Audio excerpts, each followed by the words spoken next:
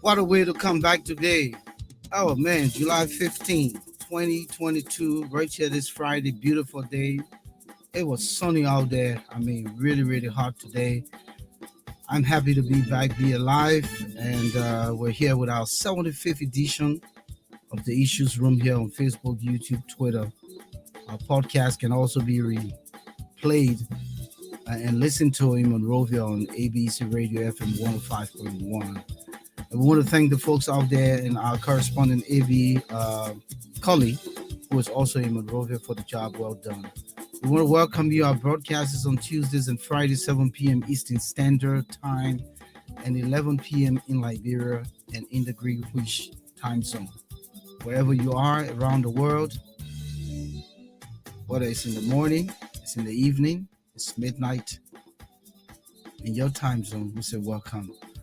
My friend and brother, my colleague, Moses Sandy, is on the other side in Delaware. Good evening, Moses. Welcome to the 75th edition. And tonight's conversation will be intriguingly exciting and amazing because we have a good guest in the house.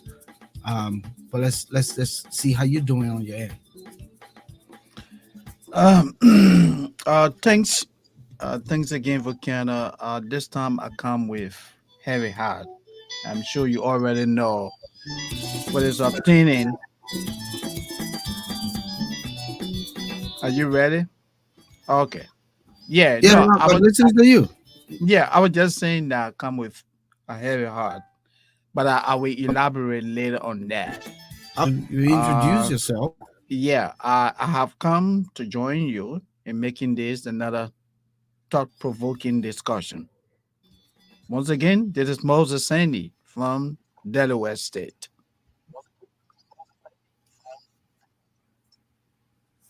Thank you, Moses. As our special guest discussant here with us, but we're not going to go to him right now. Let's do trending news quickly because we have a jam-packed conversation tonight. Four bullets. The four bullets will be looking at the Teddy Grant controversial monies that was given to legislators and those in the Senate. Some people say it's loan, whatever it is. I'm not sure. We'll discuss it tonight. We're also going to look at the just ended cabinet retreat with the president giving some strong words after 5 years of layback in Lima County. And also, we'll also be looking at the new phenomenon of overflooding in Liberia, particularly in Monrovia and its surroundings. And we're going to be looking at the certification of Councillor Joseph Jala, who now takes his seat or expected to take his seat in the Senate. But before that, what's on your end for trending news? The trending news is that Liberia is bereaved. An eminent Liberian gospel music singer uh, who lived in the United States, uh, Moses Soare, a resident of Minnesota, is dead. Moses died yesterday as a result of a pool accident. He went to swim, according to report, and then it is reported that the way he jumped in the pool, he struck his head on the bottom, and that caused serious injury. He was taken to the hospital after uh, frantic efforts by medical doctors reviving. He could not come through, and he died. So Liberia is bereaved. Moses came to prominence in 2008 when he won the UNMIL, the United Nations Mission in Liberia, musical contest after he made a song, A Star is Born. Moses was indeed a prominent gospel music, a prominent gospel musician in the Liberian community. I would like to join his family and the rest of the world in saying that we sympathize with his situation, and we wish that the Almighty God will have mercy upon his soul and that of the faithfully departed. Another trending story is that, Just before you get to that, and I would say on yeah, behalf of the Issues Room, we mhm, also share our condolences with the family. In fact, I saw Moses sang once somewhere here in Lansdowne at the church here. I attended a wedding that I stood. In fact, it was Wilson Learmonth, our colleague okay, Wilson Learmonth from the media, hmm, hmm, wedding, and Moses sang one of John Legend's songs, and I mean, really, really thrilled by his talent. The guy could really sing, and he also played the piano. So he was an advantageous musician compared to some of us who can play instrument. yeah, So he was a gifted guy. He's in fact at my workplace, one of my colleagues is the mother-in-law of him. oh my God, So sad I can situation. imagine, Yeah, what everyone is going through. And even one of my other colleagues say that they were very good friends, very very good friends. So even my at my job, a lot of people knew of him and knew him, and they're all feeling terrible about his demise. yes. Since yesterday, Facebook has been flooded with condolences to his family for the loss suffer. You know, Okay, Moses that's trending was a, news. yeah.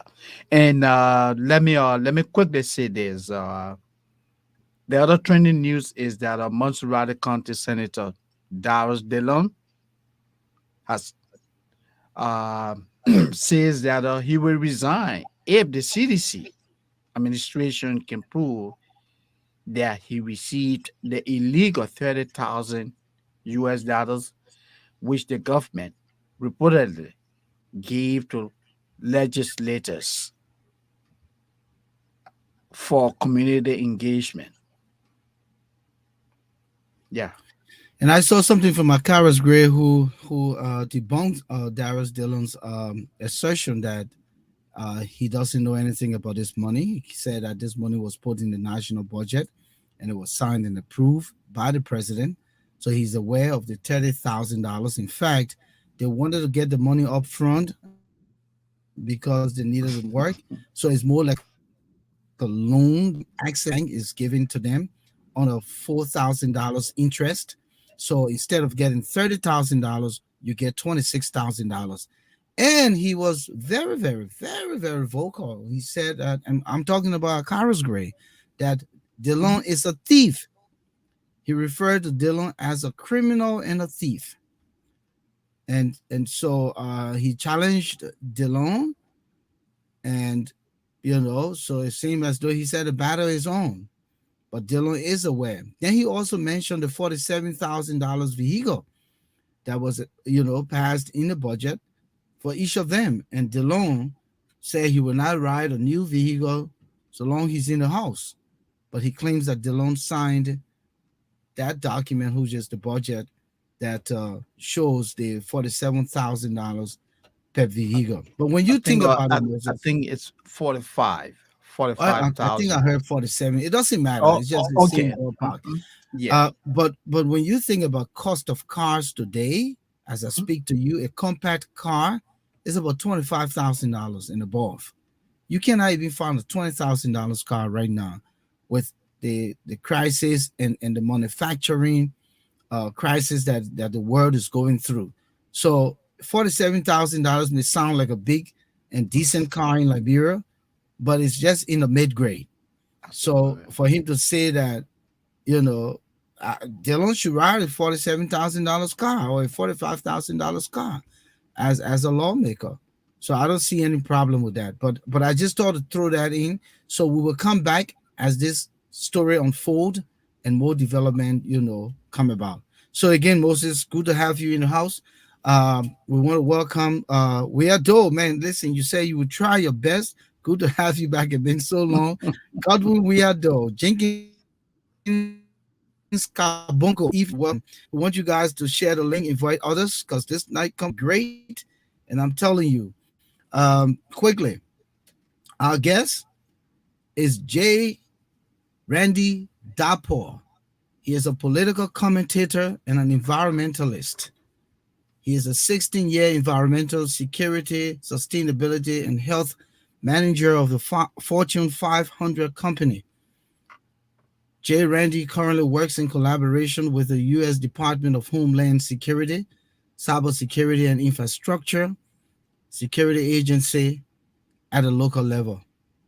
Jay Randy holds a Master of Science degree in Environmental Policy and Management with subject matter expertise in environmental regulations and remediation, compliance assessments, greenhouse gas protocol, and emission reporting, and including sustainability.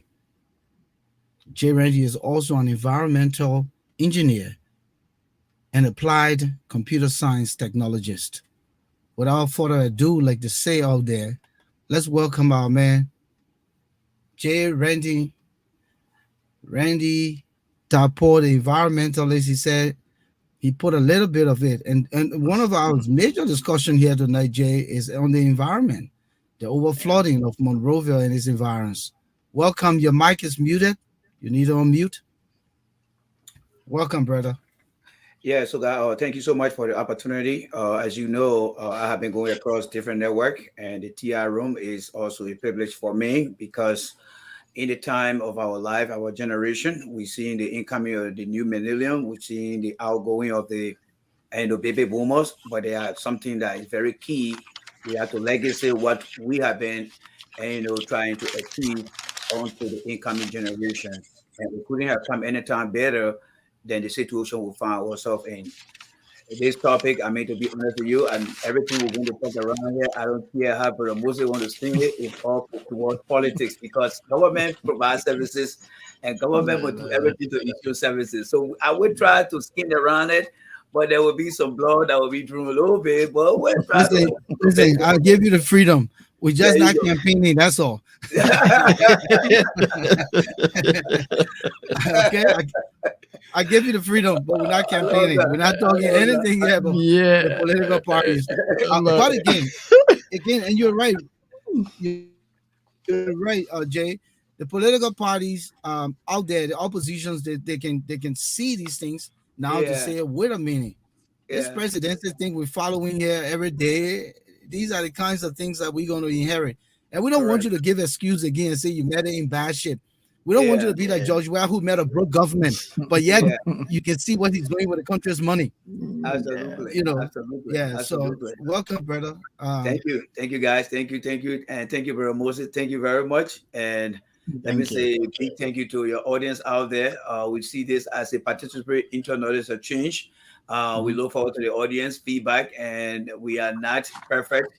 We try to do things and we work part of continual improvement. But the goal here is to bring to every Liberian, especially with the coming of the election, to be knowledgeable because your right to know something is your right to understand. And we want to make sure that this time around you make an informed decision and based on the prevailing situation in the country. If you're not educated on something, you're going to make an educated guess. And I think, in my opinion, as an engineer, I don't believe in educated guess. I believe in informed decision making. So, guys, you're thank you for the opportunity, and I'm all yours now.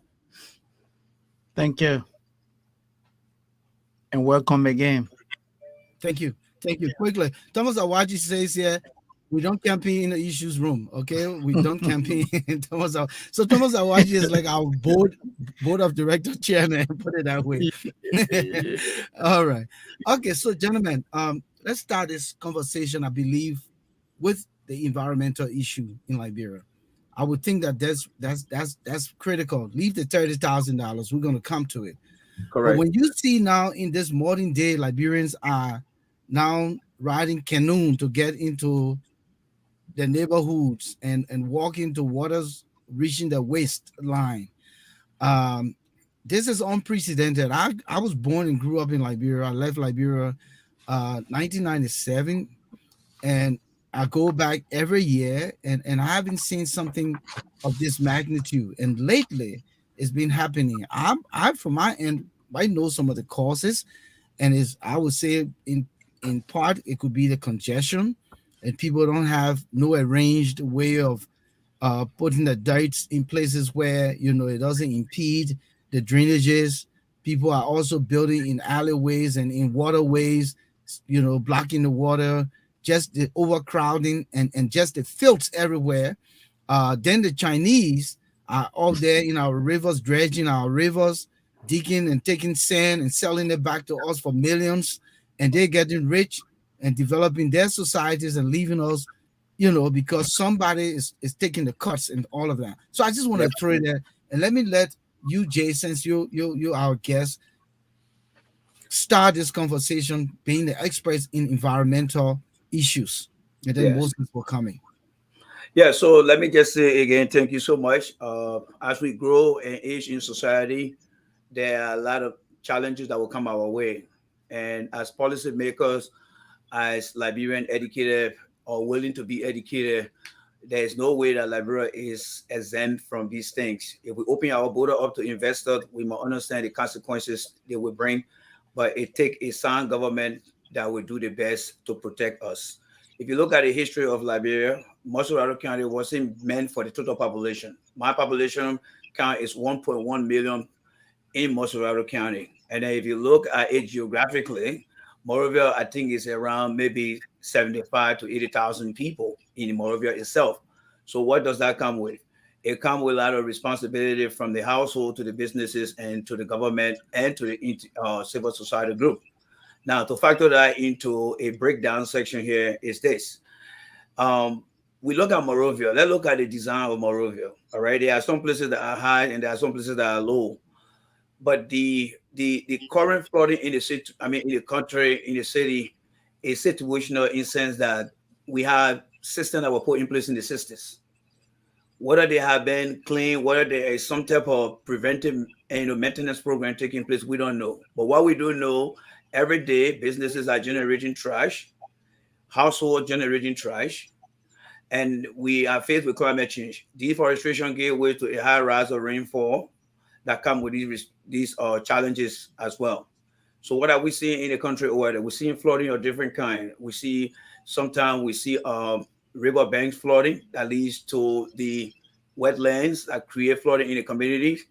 And another factor we also see that is happening as well too is sewage flooding. I would like to focus on the sewage flooding.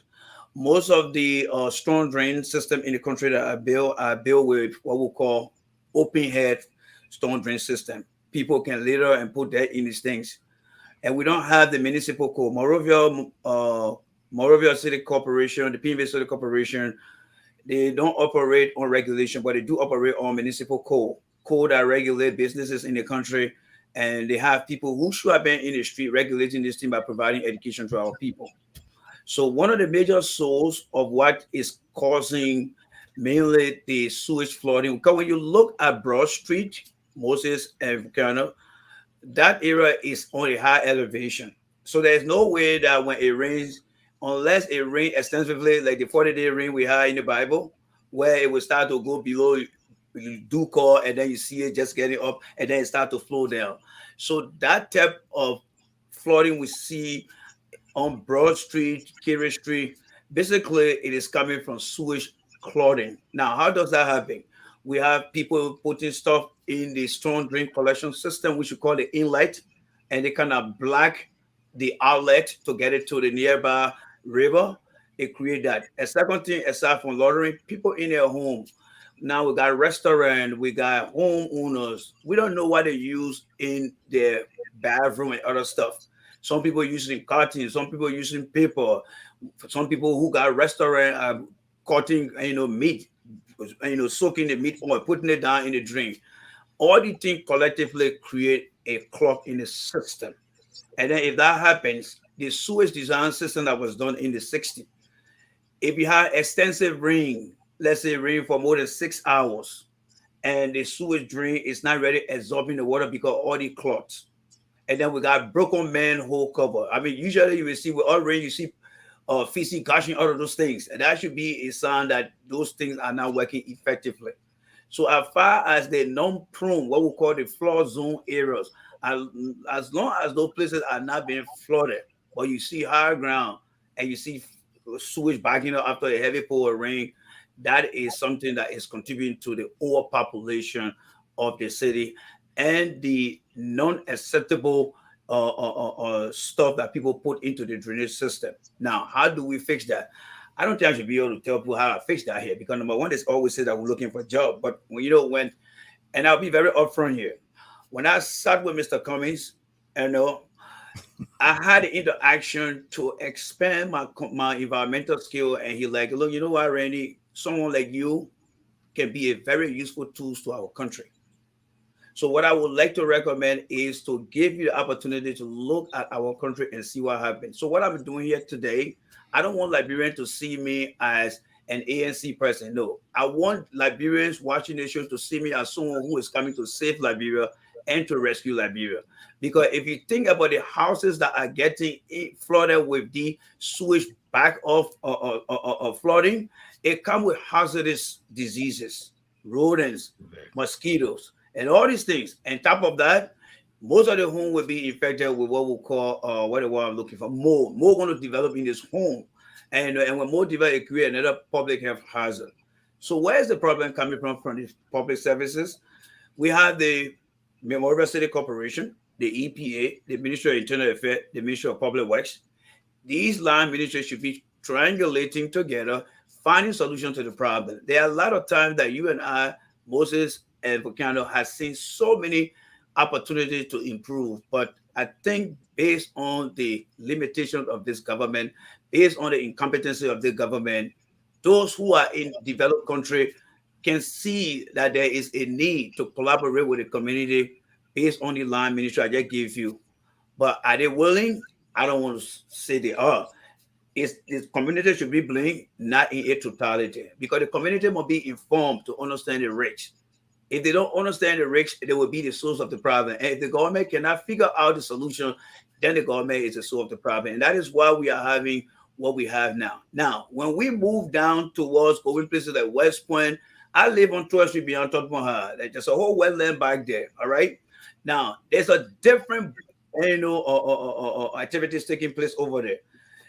Another flooding that takes place over there again is the chain reaction, the left cycle of the rainfall. The Atlantic Ocean is a large body of water. When we have extensive rainfall, the Atlantic Ocean is there to collect that huge sum of water. But now, if the Atlantic Ocean feel that the water is surplus, it has to dump that water into the Dew River. And then the Dew River will say, you know what, the water is too much. Can I put the water into the swamp? Because the swamp is like a sponge. It absorbs the water to create more opportunity for the Atlantic Ocean to soak water. But guess what happening, guys? People are building in those swamplands. And when you build in the swampland, you are creating problems because when it rains, let's say the Atlantic Ocean pushes the water into the river pushes the water into the swamp, but there's blockage as it relates to the space that's supposed to host the excess water. And then on top of that, the roof of the houses that are built there, they are also collecting rainwater and adding that to the ground as well. So what do you find? You found flooding. And the flooding is due to the fact that the water cannot find a way around.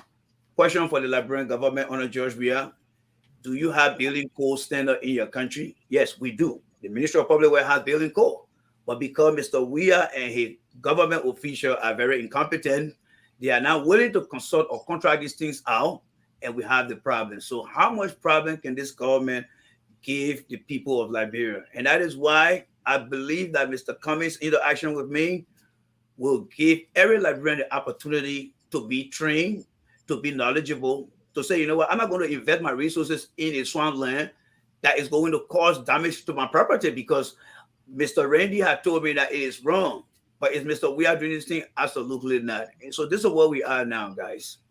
Just before Moses coming, you talked about the drainage system built in the 60s. And indeed, our drainage, you can stand and it only stop to your waist. Because I've seen the people cleaning the drainages on Broad Street.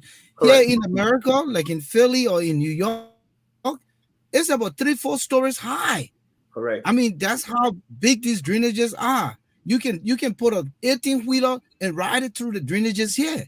Yeah. So in this modern day and age, we're still having, I wouldn't call that stuff drainage. And then the new ones they're building, I don't know where to take this design from. Is this in the sub region? They build a drainage on top of the ground and leave it open so that where all the marketeers along the Somalia Drive, everywhere, they just take the dirt and throw it in there. What kind of country is this, my brother? And that's a very valid question because the government of George Weah itself too should have done a drainage assessment as it relates to the accumulation of debris around. And every major business center or community should have an assessment report done as to the risks associated with clogging this drainage and what role will it play if it rain over 6 to 7, 8 hours. And then what can you do? You can put in place preventive measure. One of the measure, I'm not going to say everything else, but the community administration will ensure that people who live in this community are knowledgeable about what to do and what not to do. Because if you cause any problem in the environment, it's not going to go across town to affect the other community. It's going to affect your community. So your interaction with the community and the environment and all this infrastructure in place will be done. But I would say this, it doesn't matter how the design was put in place in the 60s. What is the problem here is the inability and the weakness and the incompetence of the government to put in place a PM system, what we call preventive maintenance. Preventive maintenance will always help. You see, you can get an older car in this country here, but as long as you change your oil, you change your brakes, you're good to go. You may not have the top speed, but as long as you maintain your car, you are going. You pay everything on that car, you are going. But we don't have people like that of that mindset in the country. And it is not only economically conditioned by this government. The government is also causing an environmental strangulation on the community of people as well. Moses, you remember when we was addressing something, he said, you don't put a drainage in the gutter? You remember? you saw that stuff on Facebook. He was trying to say, Yes, don't I put saw it, that. Yeah. don't put it down in the drainage. He said, Colasco. He said, Don't Colasco. put a I mean, drainage in the gutter. Yeah, y'all tell people, man, don't put a drainage in the gutter. in the gutter. I Yeah. just go to show, guys, I just go to show that the president doesn't even understand that on his council there should be a team of environmental counselors who are supposed to get him the overall health of the environment. You see, the Environmental Protection Agency is the Attorney General of the environment that protect the environment from being polluted. Just how you have the Attorney General of the Justice Department or the Ministry of Justice that is responsible to prevent crime and other activities. Think about that in that same fashion as the Environmental Protection Agency. So if the president cannot understand these things, then we do have a problem in the country. And that's why you saw him misusing the terminology of using the quarter to put into the water. No, and those are two different. Perhaps maybe he was trying to say, you know how when you build your home in the modern country, the roof system had a quarter system that collects all the rainwater from the roof. Man, don't rescue the man. Don't rescue him, please. Don't rescue him. All right, we'll start right there. Let me put something to drink here because I see most of them look at me like, all right, so you gave me the lesson to be flexible. Yeah. Tell me about this. Okay. Yeah. So, quickly, let me make this disclaimer. And Jay, you have already analyzed, provided all of the basic information that what people need to know. And let me say thank you for that. But the disclaimer that I want to make is that our discussion is to tell story, discuss the issue, not a particular political group, and so we don't want this to come across like, the Cummings administration. The Cummings administration. Yes, it is true that you support Mr. Cummings, but we want you to say whatever administration that we're coming, so that it doesn't appear like we are championing the cause of a particular individual. We appreciate Moses, everything that you have said. Yes. Mhm. and if Cummings didn't win, Jay, you're not gonna sit here and keep your expertise here. You will have to Yeah, go so serve we the want country. Jay to Jay, we need that's you. the We way need ever you in come. Liberia. That's Yeah. We utilize my expertise. That's the end of what in all fairness. Sure. The Eddie Yeah. Johnson administration gave me the opportunity. They Yeah. gave me the opportunity and I provide consultancy to them. The we Okay. administration can close the door. So I'm looking to the Okay. future now. But if you want me to Yeah. just discuss it professionally, I Yeah, will do that. just But I'm say just gonna let yeah, you know that. yeah. What, And the whatever administration government, coming in, yeah. Mhm. Okay. Yeah. All right. Be neutral.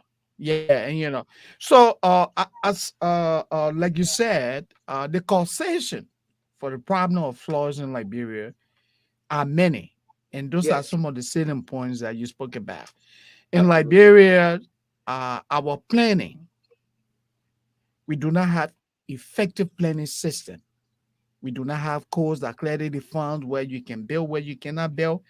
And one of the key causation of this problem is that individuals who are tasked with the responsibility of ensuring that, hey, the laws of the country, the environmental laws of the country are enforced. You will agree with me, Mr. Darpoh. Corruption has undermined that process. Some of these guys take money and look the other way. Oh, my man, yeah, just go ahead and do your thing without taking into consideration the future implication of looking away. That's one of those things. Again, like you said, because Monrovia has become Liberia, everybody, you want to succeed in Liberia today, you have to relocate to Monrovia. Because if you are in Maryland, you are in Lofa, you may go for a whole year without getting $50. So everybody coming to Monrovia, they come to Monrovia and what? Put up structures in swampland. So the put up structures in swampland, they have no drainages. Whenever it rains, all of these areas get flooded. That's one of the key, a reason why we have this problem. Again, the problem of what? Trash collection. We have a Monrovia, a city government that is ineffective when it comes to what? The collection and disposal of trash in the city. Mm. So, because all of the, trash not being collected when it rains, what happened? The dry goes into what? The gutters go into the drainages. And then whenever you have this problem, then all of these areas become what? Clogged. And the city gets what? Overrun by what? The water or the rain. So we have too many reasons why you know uh, uh, uh, uh, Liberia or Monrovia is being affected by flood. But the problem we're talking about here is not unique to Liberia. Correct. You go to Sierra Leone, Mm. you have similar problem. You go to Ghana, where most of our people now take vacation, you have similar problem.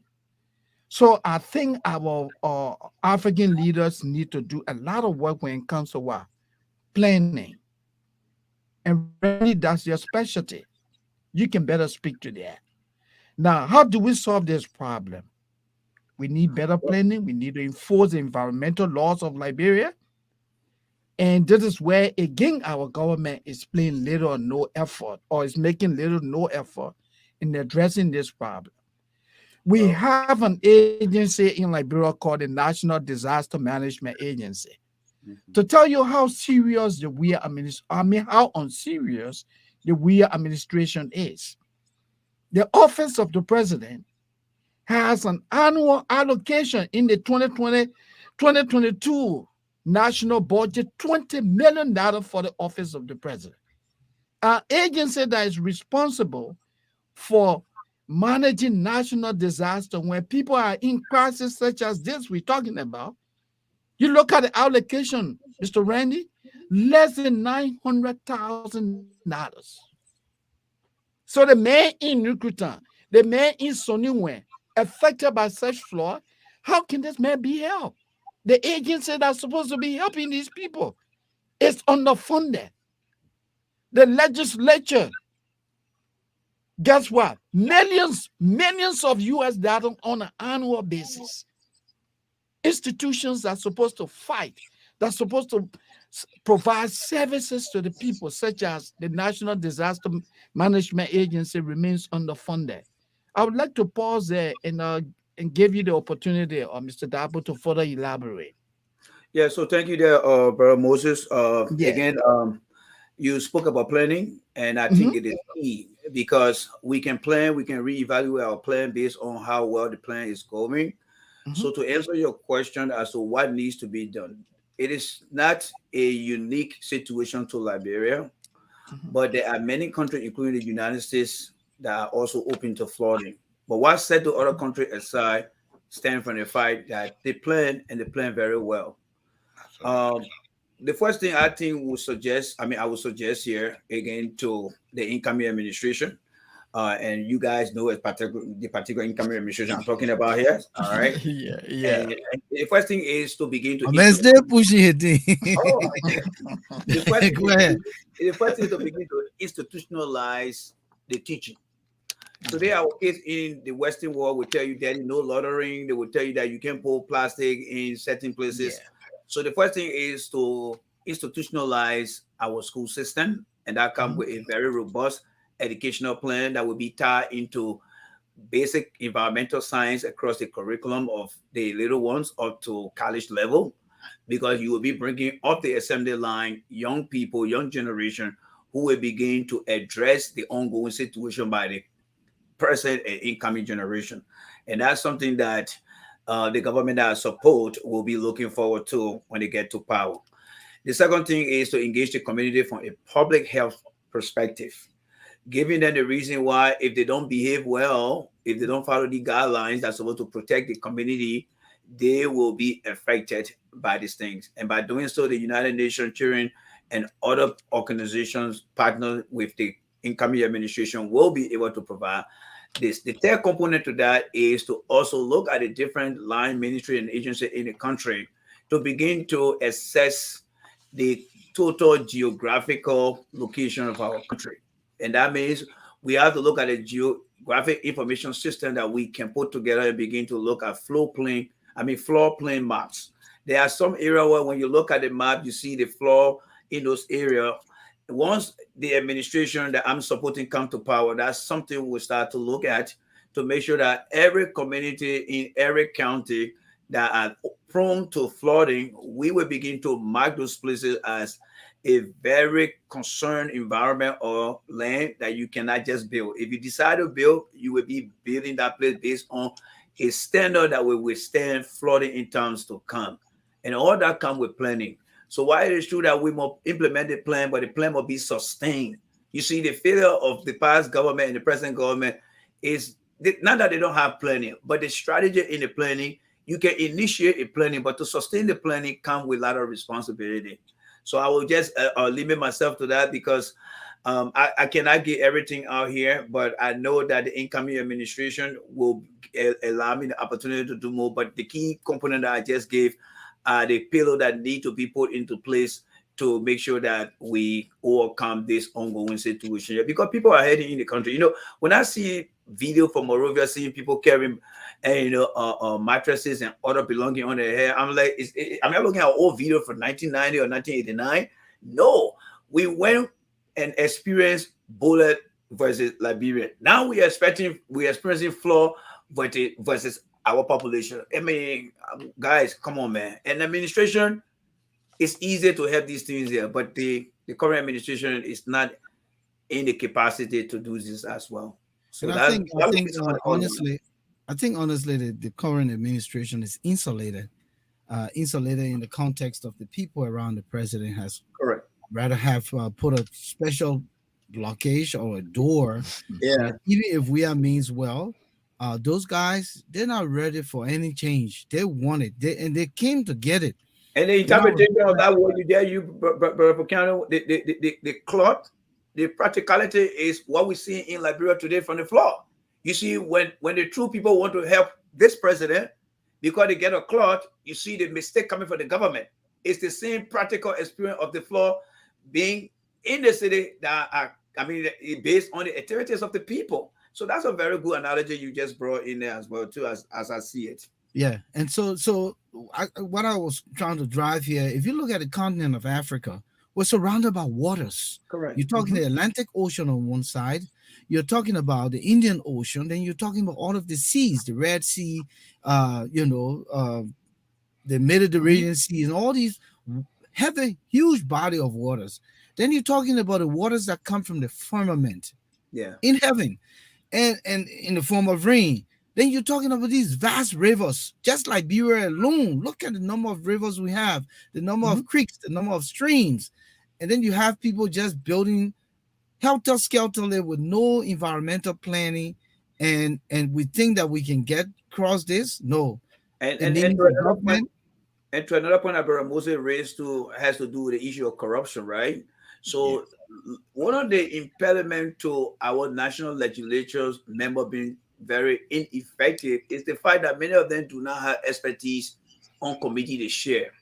They use Absolutely. their own travel knowledge to get things done. And if you are an expert, whether a medical expert, a business expert, when you hear somebody committee member speaking on issue, you be like, but why aren't they looking out there for people? Because yes, because they are there to oversee. You see, collectively, the representative represent the entire 15 counties for a district level. And that means that every district has a problem.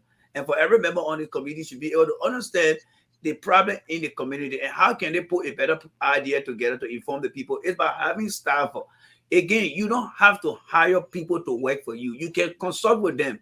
They can carry out an assessment in your community and tell you the highs, the low, and give you a comprehensive report that will help you to make yourself viable to the community.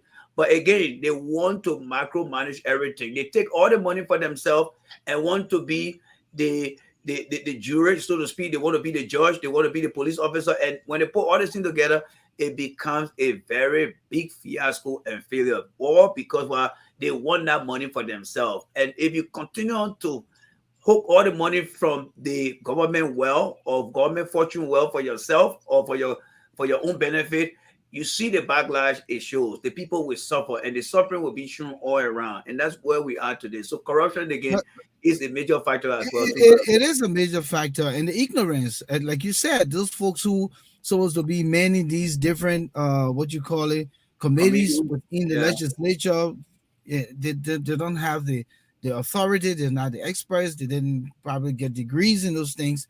But not only that, they are disconnected from the districts. These guys come to the house. Once they win, they don't even go back to the districts. Yeah, and So the why reason don't they go back? So they're and not in tune. They're not aware of what's happening in those places. one of the causes of that is they come to the table, they come to the position with lack of low experience or not enough experience. And in order to get a buy-in from them, they have to be able to reach out to people to enlighten them. You see, at the University of Liberia, many of the university students listen to me right now will understand that we don't have a leadership class at the University of Liberia. Everyone is more into his particular career. But continual education, lawmakers should be taking courses in the evening about leadership, political leadership, and community leadership, because that opportunity will give them a reason to say, you know what, I'm entitled to my community. I remember the beginning of 2018 when the newly inducted, elected official were being put into office. There was a very strong CDC, and this is on the National Democratic Institute, the NDI website. I'm not going to make this up because I want to support Mr. Cummings here, but it's on the NDI website. And Mr. Thomas Fala said this to the people, and it's on record. You can go there. If you need the link, I'll give it to you. He said, for too long, we use the people for nothing just to get to power. And once we get to power, we disconnect ourselves from them. And the disconnection is because of how traditionally they have been doing things for a long period of time. So again, Brother Moses, it all backs down to corruption, corruption. People want to be in charge of their leadership, but leadership, Brother Volcano, is a share and two-way opportunity. And that two-way involve bringing other expertise to help. Our country is too small. If we cannot manage 5 million people by the year 2030, the population of Liberia will be targeting 7 million. And by the same year of 2030, the skill demand for young and individual to work on the face of the planet will be coming from Africa. If we are not taking care of ourselves, how will people be able to come to invest in our country? We must protect the environment and improve the environment. And Thank you, if I, yeah, Moses.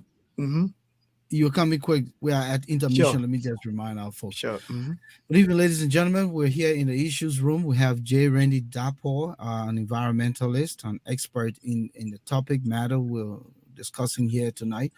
Moses Sandy from Delaware. We want to welcome all of you, our viewers and listeners, here in the issues room, our 75th edition. We have 4 bullets to cover tonight. So we'll be done with this conversation now. The next one will be announced shortly. Our lines will be open as well during the course of this production. From what I see here, we probably will not do an hour and 30 minutes.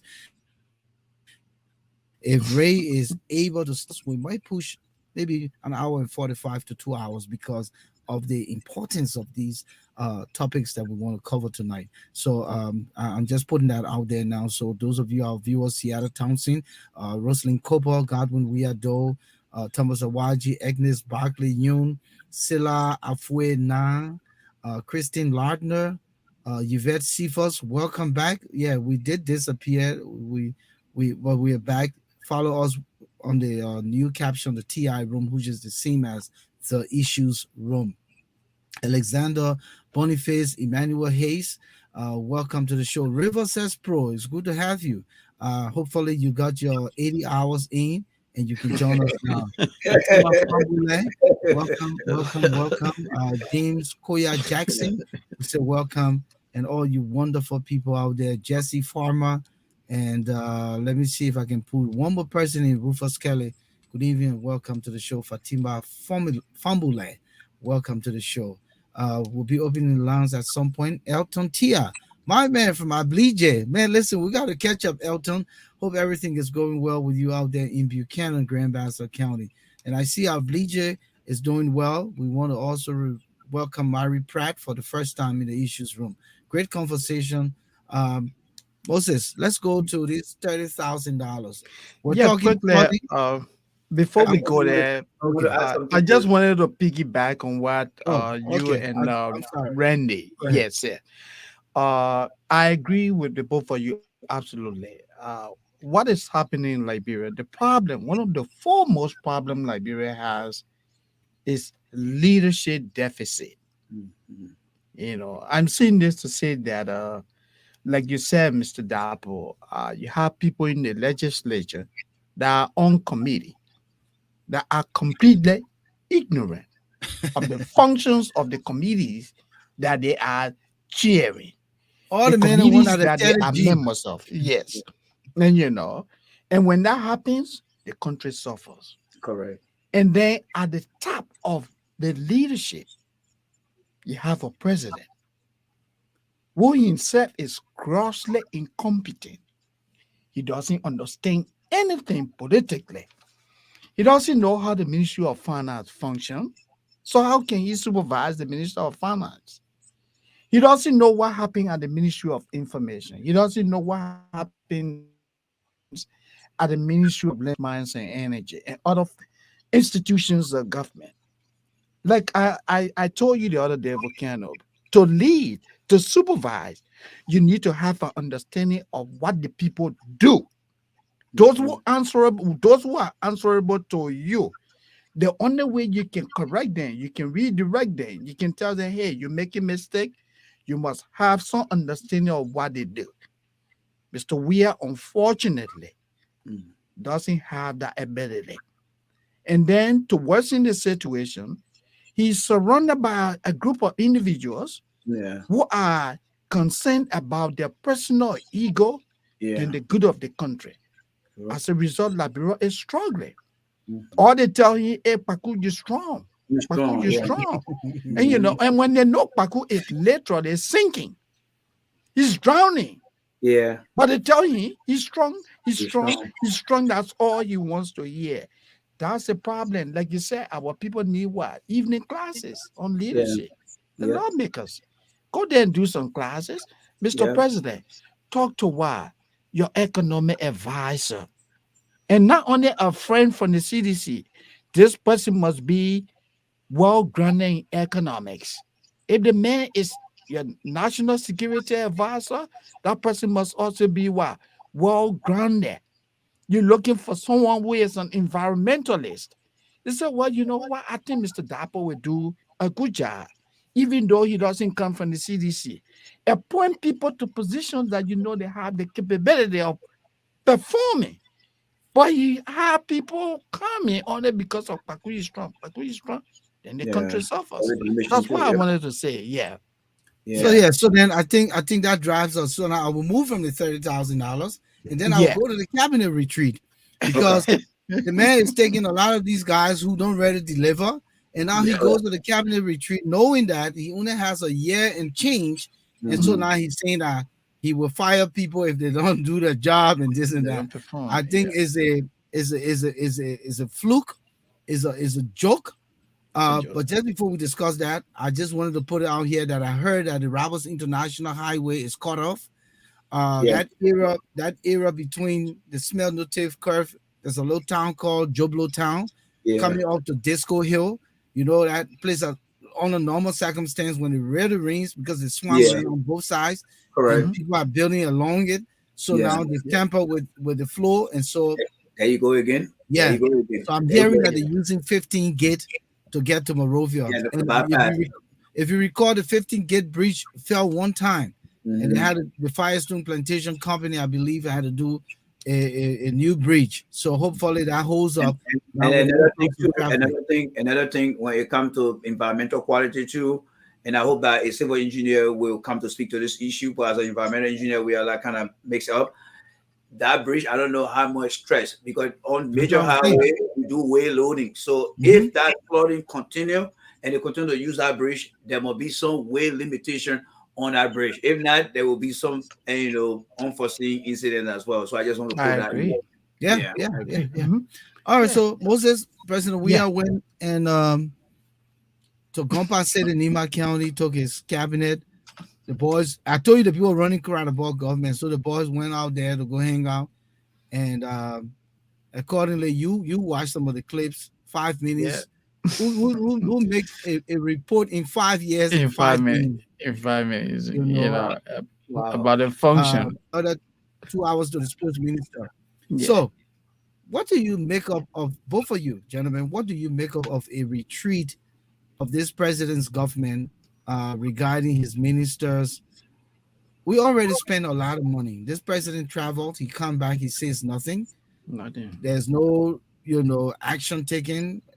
Um, I was in one quarter in Liberia in April where I heard that the Turkish government gave him a $10 million, and that Hmm. money we don't know if it came. But when you're in Liberia, you hear news and it's alleged that Yeah. he was given 10 grand. I mean, or 10 mil, Hmm. uh, and that money was put in his pocket because the Turkish wanted to do something in Liberia. I think they wanted to get involved with refinery company. Mm. So a lot of monies are passing on the hand from these overseas trip. One of the other things I've heard, and it could be again alleged, that when he goes out there and these monies are gotten, he comes back and tell his people, say, I went out there and the money was given in my name. Now you Tell me kidding me? something serious. And I'm saying it because, but man, when you sit in quarters, you hear stuff.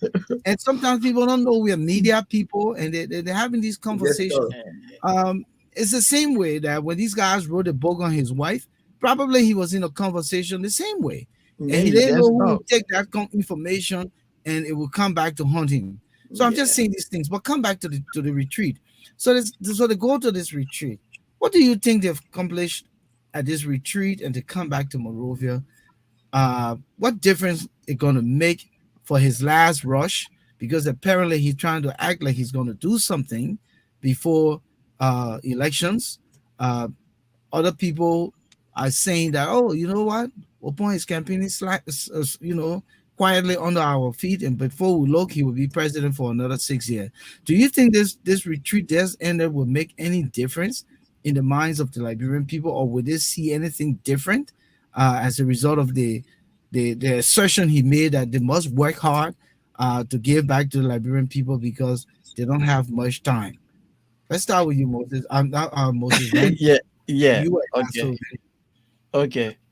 So, for me personally, I think I he's know you frozen. would. Randy, Yeah. Yeah. Are you want Randy to he go, looks right? frozen from his end. Yeah, Randy, you okay? Yes. You Okay. want me to go? You want me to go now? Yeah, yeah. Yeah. Okay. Go, Randy. I will All come right, in cool, later. cool. Yeah. Hmm. So to answer your question, the retreat, there is a reason and strategy behind our retreat. He is literally speaking to the Irish and most advanced educated people that look, there are times that we have to go for a retreat and in order to determine our next course of action if we succeed. in the next election. The second, which is not often important, is the Irish voter in the country. Because remember, we have a vast majority of our population that are uneducated. So as far as that retreat goes, it is not applicable to them. That retreat is applicable to you and everyone who can read and write and understand. But here's the thing here, right? Mhm. It's at the right time because Mr. Weir, over the past 5 years of his administration, has gone to many or have organized many retreats. The question here is what were captured in our retreat? What are the focus area? What are the action plan? And how each ministry and agency did from that one retreat to another, and what were they evaluating? You and I know today that this year is a pre-election season year. Mr. Weir should be in a position now to be giving his achievement report. You spoke about Mr. Weir going on trip, bringing money to the country. The CDC had a 4 pillars, and on each pillar were a list of bullet points of issues they identified during the election. This year, Mr. Weir shouldn't be going for any retreat, but Mr. Weir should be visiting the counties and informing everyone, including you and I, when he took office, how much did Ellen left when it came to the electricity supply across the country, and how much percentage has his administration gained in terms of supplying electricity across the country?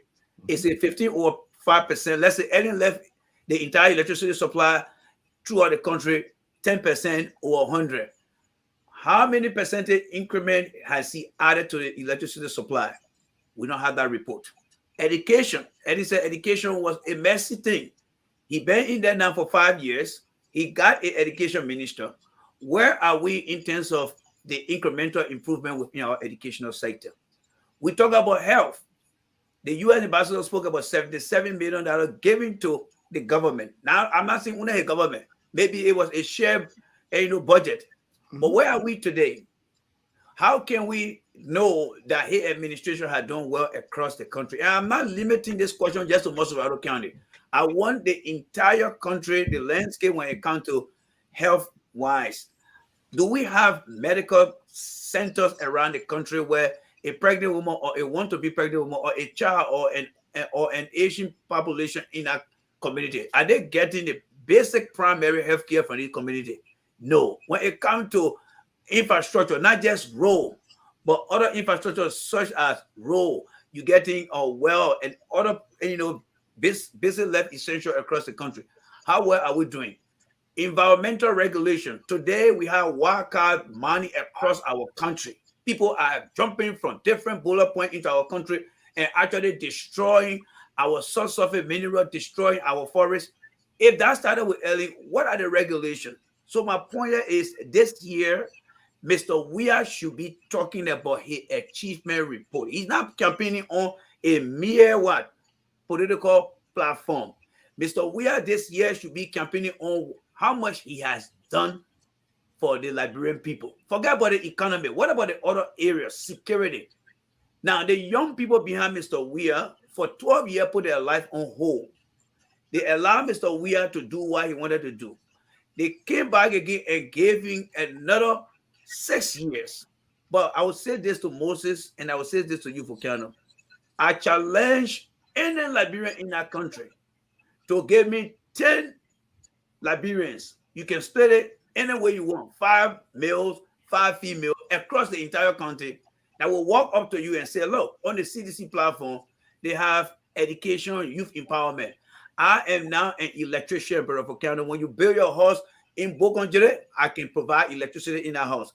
Some will kind of say, I'm a plumber. I got my plumbing certificate from this school. I'm from Bokonjere, or I'm from Riverside, I'm from Bapolu.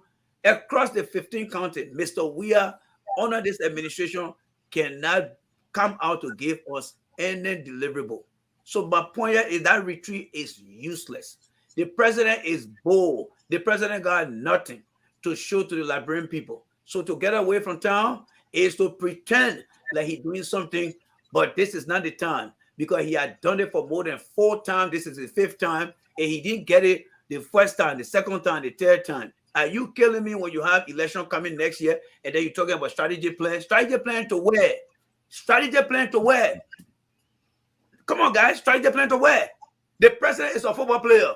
You go in the injury time. Then the coach can tell the German, yeah, we got to hold a defender, even though we 5-0 down. No, we need to be able to show more attacking skill. But because he never played his team well, the president petrol is done.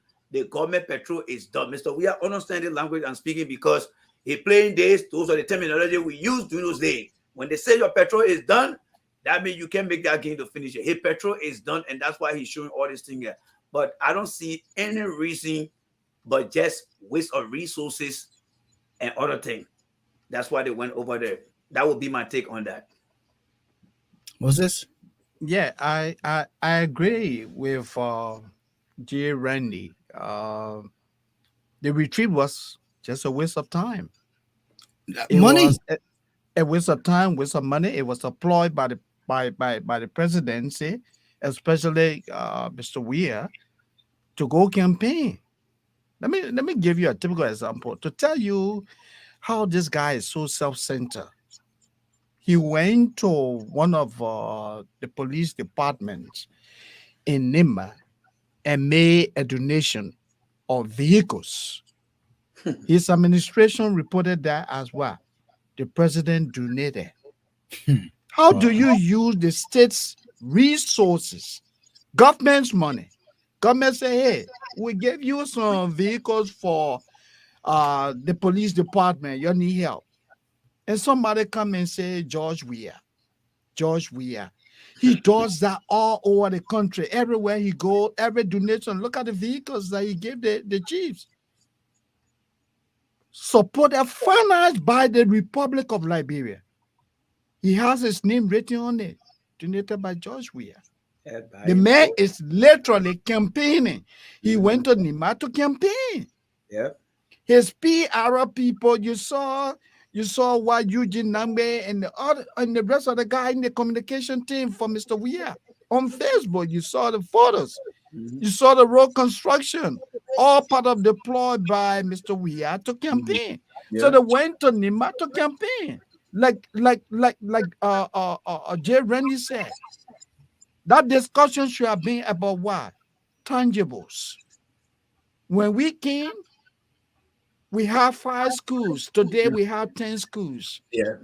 When we came, the hospitals were out of drugs. Today, go to our hospitals. Yeah. We are being able to service 200 people.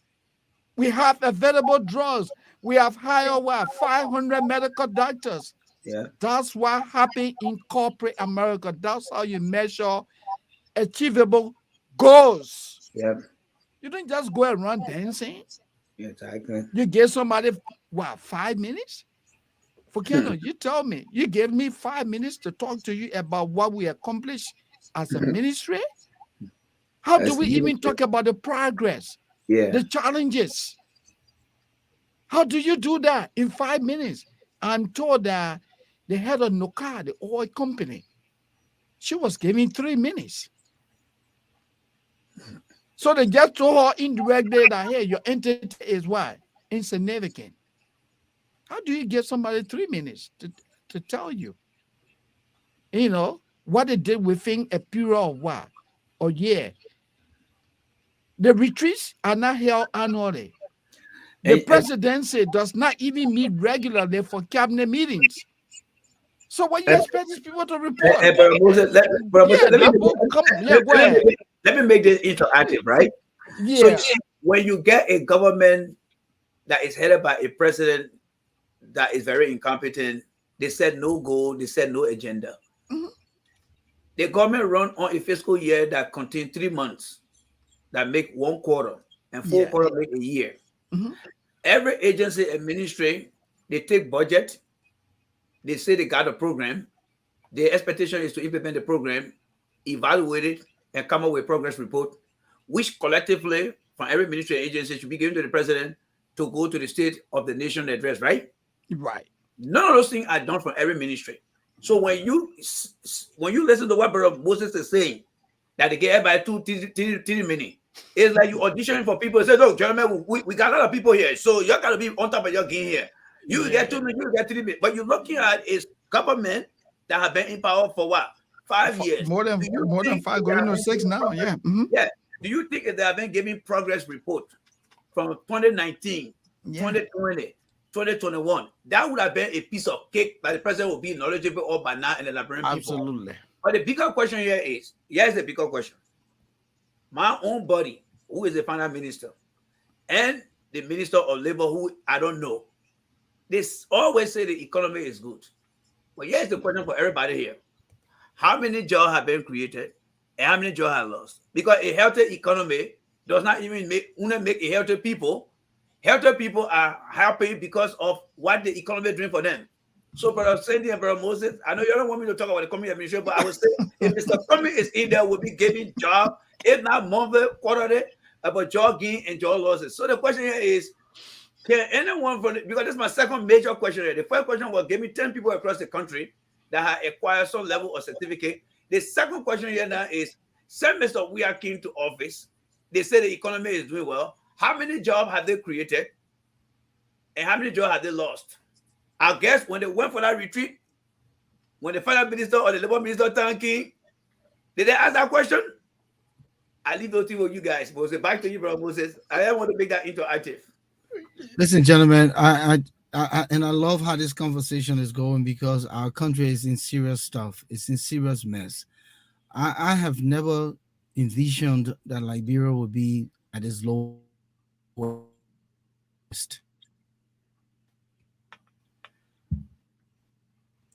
And it's not you and I know is brought upon Liberia by Liberia. It is brought upon Liberia by Liberians because Liberia is the country. We can take all the Liberians out of Liberia and bring a new group of people who mean well and they will change Liberia's image. Liberians are the problem of our country. Liberians are the problem of our country. And today we can see in the political spheres a lot of, oh, we don't know Cummings, oh, we don't know Tiawon Gonglo, oh, we don't know what's his name, Dr. Daniel Cassell, oh, we don't know, you know, we don't know. That's all they're doing. Mhm. But the very person who has the country at heart, on political, it's just a matter of giving them the opportunity. You take a soccer player who squandered his wealth, didn't know his front from his back, and you give him a country, the first republic on the continent of Africa, and this is how he runs the country, like a crowded ball government, like joke. And I'm being honest here tonight, we doesn't want to learn. We're in the modern age of technology. We're in the modern age of knowledge gaining. Some of us came to America, we're still suffering with our subject-verb agreement. We went to college, we started from scratch, we took what the professor told us to do, and today we can speak at least in the line our language. Confident to speak, we're confident to write because we wanted to improve. This president just found the money is coming to him, is free, his stomach growing. Nobody is putting pressure on him.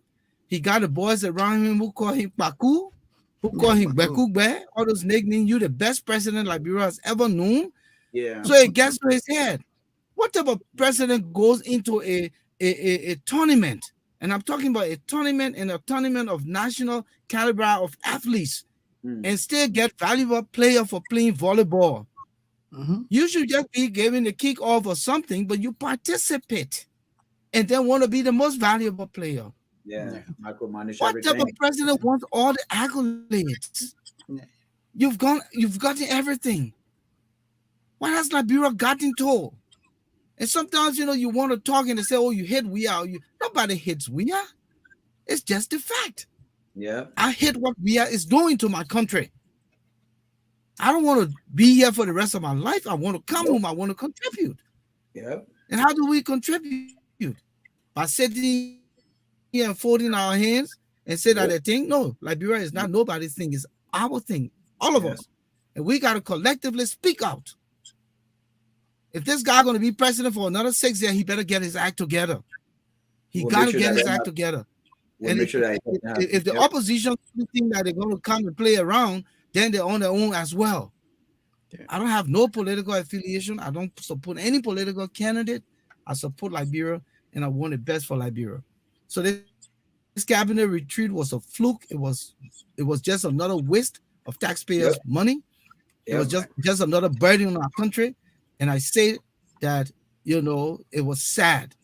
It was absolutely sad. And we continue to Yep. go through this. And, But and, but and, and but you that see, ties us into, yeah. yeah, I know and you want to make a quickly point. here, That's quickly here.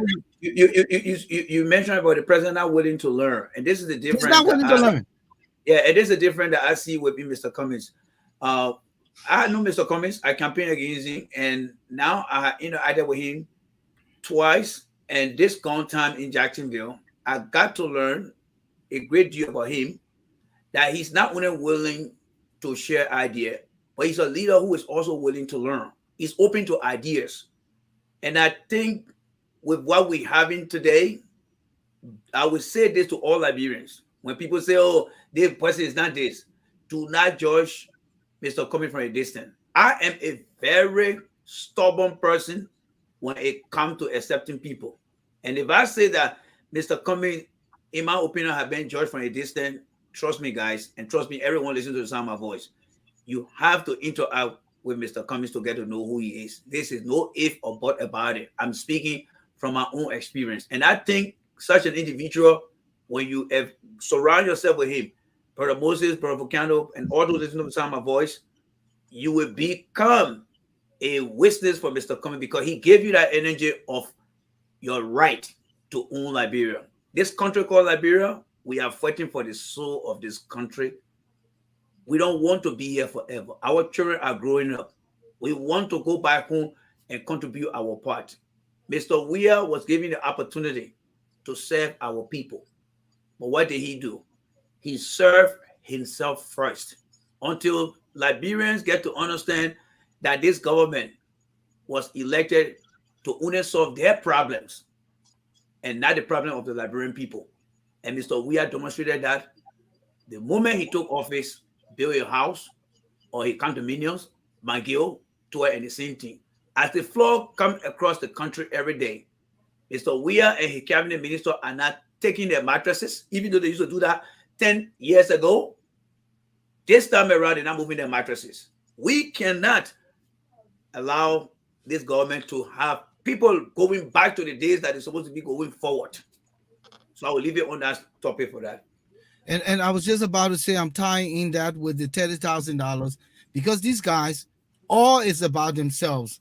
And I was at a town hall and one of the political aspirants, Daniel Cassell, said that the leader set the tune. But that's something I know because I studied Yeah, leadership. My doctoral studies is in leadership, and Simon Sinek is one of the fathers of leadership when you talk about modern day leadership, and he, correct. he he was the one who said that the leader sets the tune.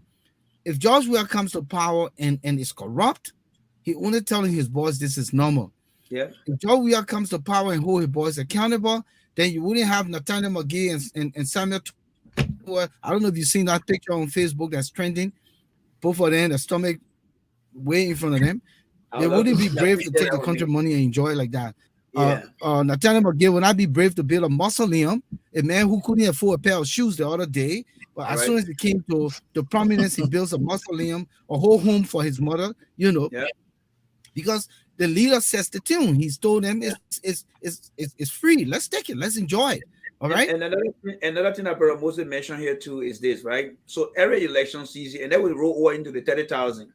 These politicians are very calculative and smart, and they are very timely too. Every election season, it becomes an economic stimulus package for the voters, not for their future. So they will do everything, anything. So when you see Mr. We are going to churches, giving money, going to police station, giving money, it is economic stimulus now with the hope of voting for me in return. So that 30,000 issue won't get into that topic. It's all about economic stimulus given to the voters. There's nothing like plan. There's nothing like agenda. But that's how they play their game. And we must expose these things. I agree. All right. So yeah, so as I was saying, so that's where we are. Viewers, we are posting the number now to call is 404-272-2808. 404-272-2808. I'll be posting the number momentarily. You can call, engage us tonight, make a comment, ask questions. Hopefully, we'll meet you halfway. This evening, we're in the Issues Room, our 75th edition. Volcano, Shelton, Moses, Sandy, Jay Randy Darpoh. We are having a great conversation here. We're looking at bullets of events trending in Liberia. We've earlier covered the flood issue in the country. We talked about the retreat, and the next segment we're going into now is the $30,000 given to each member of the legislature rather, and each member of the Senate. And controversies here whether this money was given to everyone or a few people or a majority, since this government is in majority now, and they're continuing to go after all of the independents to bring them to the CDC because they want to solidify for the next 6 years and just finish the country. Well, I didn't open the line, but our man River says Pro told to call. So let me just give it The a man with minute. the 80 hours. River says Pro, welcome to the issue. Yeah, my man, you know I'm on the clock. I just been waiting I for the line know. to That's open. what I'm saying. Hey, my Thank man. you. How much hour now? You not do your 80 or what? No, the people call it down, man. People can't take back to 40 right now.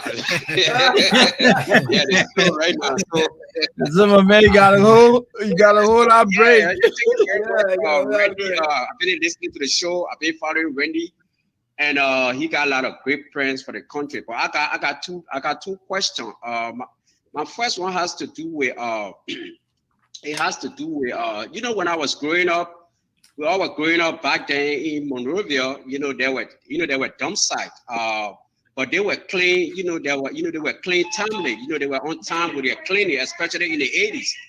But now, do you think the level of overcrowdedness, because back then in the 80s, Volcano, I mean, Monrovia wasn't as crowded as it is now. It was spacious. Like Ashmore Street or Randall Street. Those were places that you barely saw people once in a while. So can we also blame the overcrowdedness on the amount of garbages in the country now? And my second point has to it goes to Randy too. What what plans? Having met Cummings, I don't know if he has talked to Cummings extensively concerning waste management, but what plan will he propose to Cummings as far as recyclable is concerned? Because I noticed that 75 to 80% of our garbages are mainly or recyclable material, plastic bottles and rubber stuff, which is really a headache. So what plan does he have? And then number two, they are landfill. Will he also recommend landfill to Alexander Cummings so we can have a place like in the United States where we can do landfill, we can have our garbages, maybe Banga or somewhere that is more central that we can put our garbages. Thank you very much. That's my questions. Thank you, River says Pro. Go back to work. I heard the people calling you. Yeah. All right. All Okay, right. okay. Some man gotta come, man. Good man, go for lunch, but he always stay here. No, Randy, handle that quickly before we go into the $30,000. You want me to take on the question? Yeah, Yeah, handle go that ahead. quick. All The right, cool, question cool, was cool. yours. So the overcrowdedness is the major source of the flooding in the country because in the city, especially around the Broad Street and other area and down into the swamp, because the overcrowdedness also need occupation and occupancy in the community where people find themselves. So I think yes, so the issue of the overcrowdedness, Riverside Pro, yeah, is a significant source of the flooding because if you look at the human activity aspect of that, is also contributing to the clogging in the sewage system, especially on Broad Street. It is also the reason why people are building indiscriminately in wetlands area. And I think what the Cummings administration will do is to begin to look at relocation. That will be part of the package. Is to also begin to look at ways to avoid these things from happening.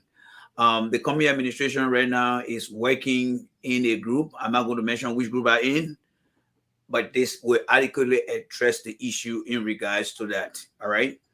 As far as speaking to Mr. Cummings, I did talk to Mr. Cummings when it comes to the issue of waste. What we want to look at here too, as part of the group, is to look at a 10 to 15-year solid waste plan. And the objective of the solid waste plan is to look at whether we want to make Monrovia and other major city a green city or a plastic-free city, if you will, either a green or a plastic-free city, one of them, or whether we want to make the city a technology and city free, where we have most of our stuff will be done by means of technology, but that will come with a feasibility of studies. So Mr. Cummings is open to that idea. I spoke to Mr. Cummings from the office here on Zoom earlier this year, and my interaction with him also, he was very open, and I'm also looking forward to speaking to Mr. Cummings as well. But mostly to your point, and to all Liberians, everything will be done by plan. And if there will ever be a plan, the component here, the community will be vastly involved with the planning. We're not going to bring something and toss it to them. No, community will be part of the planning, because when the people become part of the plan, they will be the implementer and they will be the guy to making sure that what they put together, because they will see it as their own brand. So we're branding the government to the people. Mr. Cummings is not here to work for the people, but with the people. That's what I want people to understand. There's a great difference of working for the people and working with the people. All now, right. when it comes to landfill, Can you hold that thought? Let me take this caller. Okay. And then you just add on. All Just right. hold that thought. All right, sure. Caller calls from Texas 0054. Good evening. Welcome to the Issues Room. Your name? Hello, this is Cici Arabe. How you doing, Volcano? I'm good. How you doing? Good. Is your former workmate for Devil? Oh, okay.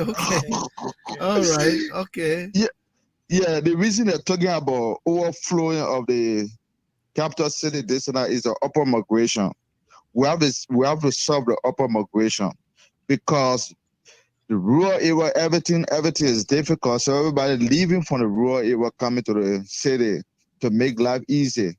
Mm-hmm. So if you get company coming in the city, and you join a company like bombing, maybe Nimba, this and that, you're telling that this what you must do for the country, you have to pay like road, school, building for the citizens in that area, this and that. You don't see too much of upper migration in the city, because like America, yeah, every road you building, the first thing they do, they start building the drainage. The drainage is very wide open, this and that. But most of this in Liberia, most of these things they be doing, they just want to do it because they want to gain power. They just want to blindfold the people. And you see, I was talking to some people back on this and that. They were so frustrated. The only thing they want to do, they just want to take the voting ID card for 2023. They want to vote. So I started telling them, no, you don't have to do it. You have to get a voting ID card. Time reach to vote, you have to you have to vote. You have to stay in line and vote, because this is not like really, we are here, we're not benefiting. We're talking for you. You're the one on the ground. For us, we eat good food. We go to bed. We sleep on electricity. Our children go to the best school. Our children get the best medication. We're talking for you because we see the condition you're going through. And see, so the reason we sit here talking, we don't want government job. And see, we don't want government job. We want the best for you. So please just try to do the best. Jay Randy, very, very good on everything he's saying. I always tell him, hey, I follow you. I can be to work. I always put my phone on, put my earpiece on, listen to him. This is very, very different. Somebody that suffer, Igari, work to go to school, attend SDA, just that will know the suffering. Mm-hmm. When we're talking, we know what will go through. Someone will wear one trouser for month upon months. They call it Johnny Tearbot. Yeah, month upon month. We haul water for people just for them to pay our school fee. We do everything. So we come here and we get an opportunity and we see something like this going on. If we see somehow we tell our people, hey, we have to vote for WIA. WIA is good because if somebody suffer, they know about suffering. So when you become president, you will think about where you come from. John Magufuli tried. Or Joe Magufuli was teaching in the university. A citizen said, you have to run for president for our country. When you become president for Tanzania, the first independent day, he said, I will not celebrate independence because my people are suffering. our independent day would be like going the community, cleaning the community, helping our people, this and that. He took the same friend, what other that would teach the university, he make that guy minister of health.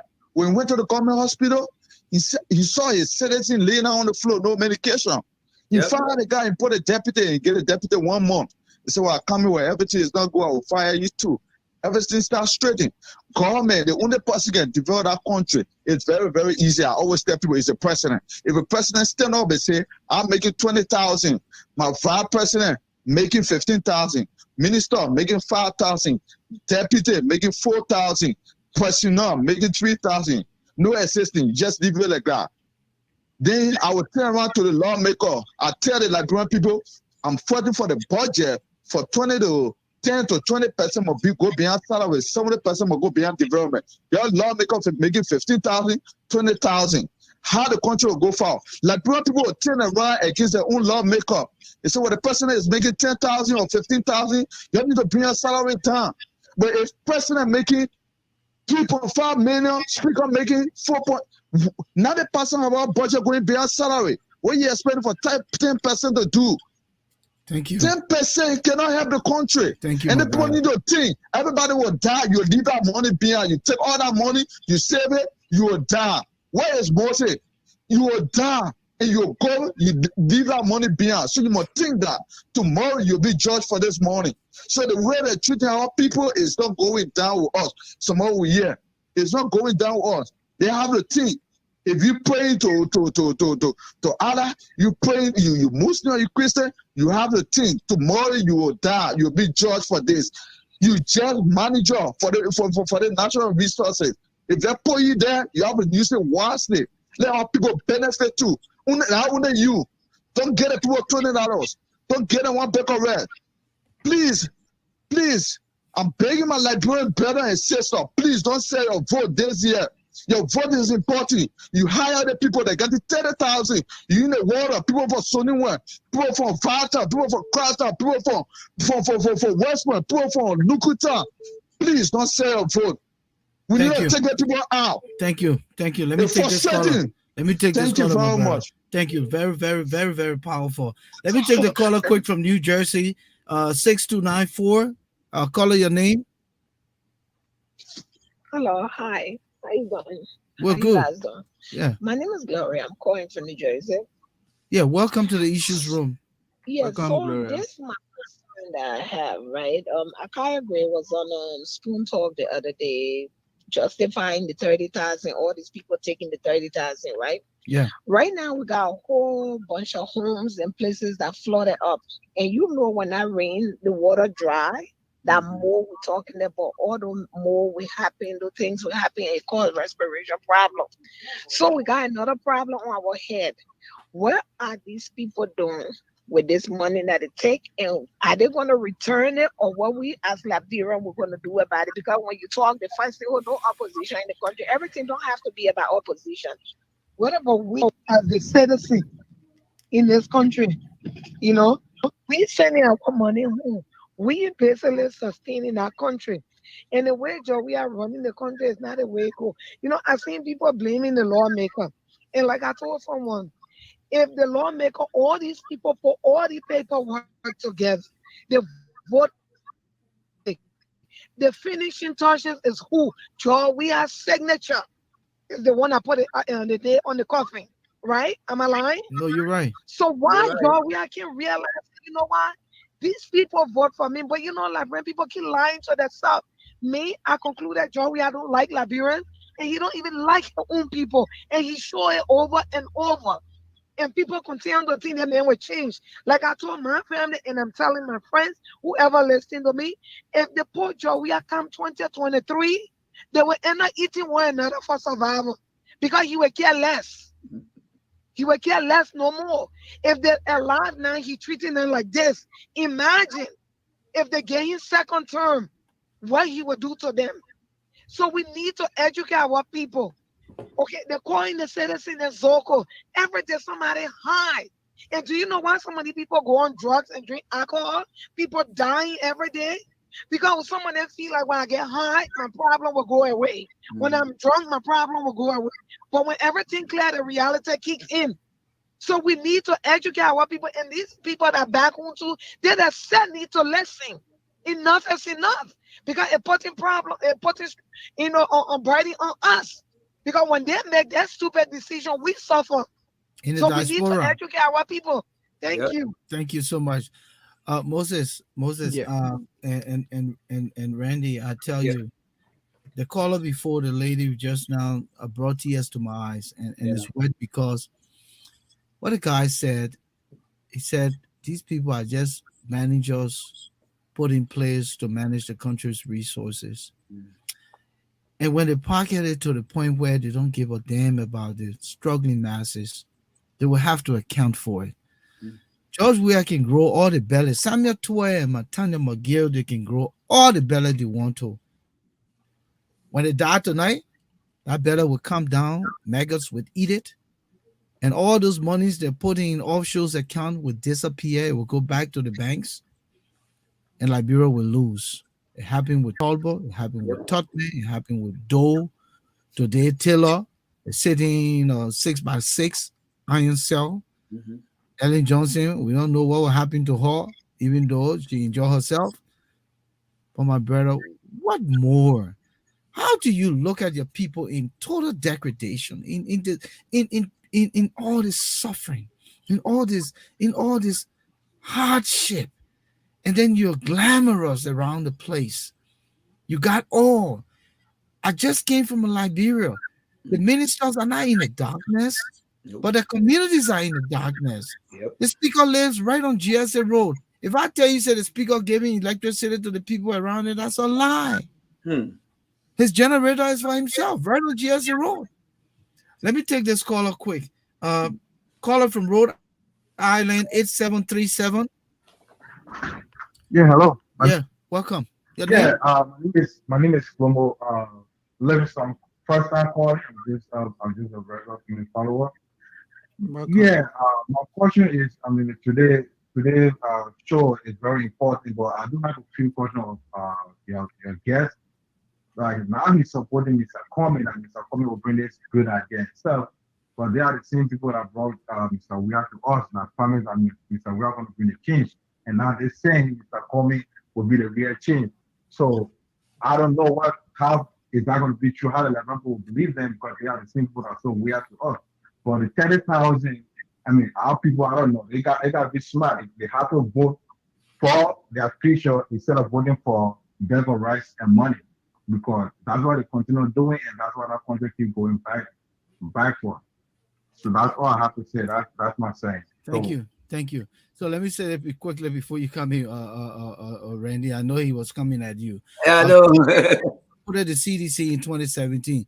But my man, if you took a girlfriend at a game, correct, you will move on, you find a new girlfriend. So I guess Flomo, I understand your point, but yeah, most of the guys they said that they saw we are as the alternative. Now they have the right to change their tune. So I don't think there's a problem. If he goes with Cummings again, Cummings happens to become president and Cummings is not doing well, I guess that's when I would run as president and Randy will come to support me. There But you go. There you go. we all, You couldn't have answered the question better. All right. And just to add to that, yeah, when I ran you Mr. Weir, know, we take chances. And I yeah, say this from the perspective, Moses, you and I have worked, we have worked and we manage and we hire yeah, people to yeah, lead, right? We don't Yeah. have a crystal yeah, ball to look through the interviewee. exactly. We're interviewing them based on resume, based on the Mhm. Yeah, conversation, based on the experience they yeah, present. But when they get on the job, it's a whole nother thing. yeah, They could be completely contrary to what the interview was, what the resume says, yeah, what the experience manifest. It could be contrary, but then it's in our Absolutely. position in the yeah, leadership role to get them there within those 90 days. And if done, yeah, we let them go. We Let 'em start go. all over. yeah. That's the same thing with politics. Yep. Mhm. So let me just come to a reverse pro question here, because I know he asked that question for a reason. So he asked about landfill, right? So Liberia under the WE administration is still behind in how to adequately handle waste management, because there are so many categories of waste that I control in this country here as part of my responsibility. especially when it comes to sustainability. We got hazardous waste, we got municipal waste, we got commercial waste.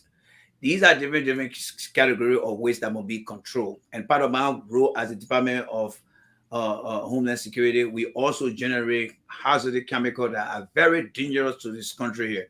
So how do we handle the waste in Liberia? First, we need to have a 10-year solid waste plan that will look at the classification of waste. Most countries now, I mean, most states in America, they are doing away with plastic now because it's not biodegradable. It destroys the marine life in this country. So the question here is, the current administration does not even understand which way to go. Are they trying to make a plastic-like country or city? We don't know that. Now, when it comes to the issue of landfill, we cannot keep using landfill because how for the 3,000 square miles, right? If we start using more landfill, we're going to run out of what?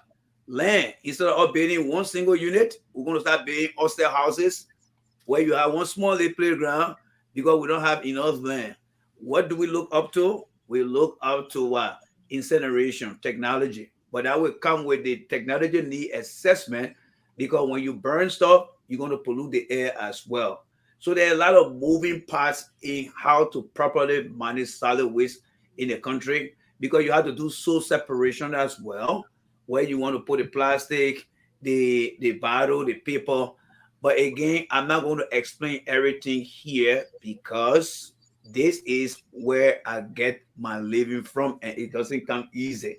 So I wouldn't give a teaser. But what I would say to Riverside Pro, the coming administration will look at whether we can use more land to landfill, but to maintain it again, you have to put in place a different monitoring system that will monitor the groundwater and the soil that will be contaminated. Or should we go to the best technology need, like putting in place an incinerator that we can use? But sometimes we can also use methane gas as well. And then we'll start to go to the greenhouse gas protocol, but that is something that we're not ready for yet. And then the most advanced part is, are we ready to take our city out of Monrovia to a new city? Because right now the entire city is polluted, but that's another conversation we'll have another, because the stench. Volcano, you talk about mostly talk about the solid waste already, municipal waste. All right. You have most of the dirt in our country that have been put on the native soil. Anytime you see that yellow machine leaving all that dirt, you see how dirty that soil is, it's already contaminated. No trash should be put on the native soil. It should be put in a roller container because it contaminated the soil. So again, the Cummings administration is coming with different environmental programs that will get young people to work. One, we're going to look at the air division. We're going to look at the solid waste. We're going to look at the groundwater. There will be people going from one community across the country carrying out the daily inspection. And guess what? Fines, citation will bring income to every agency that we have member on the field. And that's one of the ways that the EPA or the public works or even the Ministry of Health will be able to generate money. We've got to give people the tools to operate. There is opportunity to create jobs in our country, but the current administration don't understand that, but we'll limit ourselves to this conversation here. So I hope it was helpful. Lastly, the guy who mentioned about me supporting George Weah, I told Mr. Weah, if he doesn't do the right thing, I will not support him. Mr. Toya came in this country so many times and asked me to go to Liberia. And I told him, Mr. Toya, I'm not going to Liberia because I don't want to be the only person like you riding the most expensive car. And I know I live on 12th Street in a swamp and seeing you guys enjoying, and I'm not. So I'm not going to do that. And that is why I'm here. And even in the comments I'm supporting today, he has to put the people first. If he doesn't do it, like you said, Mr. Volcano, I will come back here and support you again. We got to I'm running. I will be running. I will be running 2029. I'm telling you now. I know Mr. Cummings will do the best.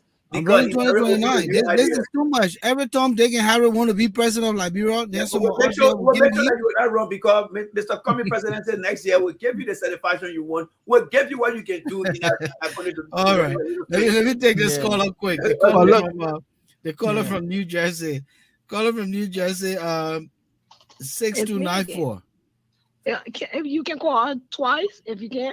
Well, just be brief this time. Just be brief. I love it. You're lucky. Right here, we keep talking about Cummings administration, right? Whether we are administration, we are told that people say they won't be spectators. in Canada, but they are spectators. They can't even buy a ticket to peep through the hole. Where if Cummings be lucky, fortunate enough, Can you just hold? fortunate to Can be you just hold? president. Just hold. Hmm. Let me tell this caller. I'll take. I'll bring them back. The caller from an 1830 number Pennsylvania. Just hold. I'll come right back to you, caller. I'll come right back to you. Are you there? Go ahead from New Yes, Jersey. yes.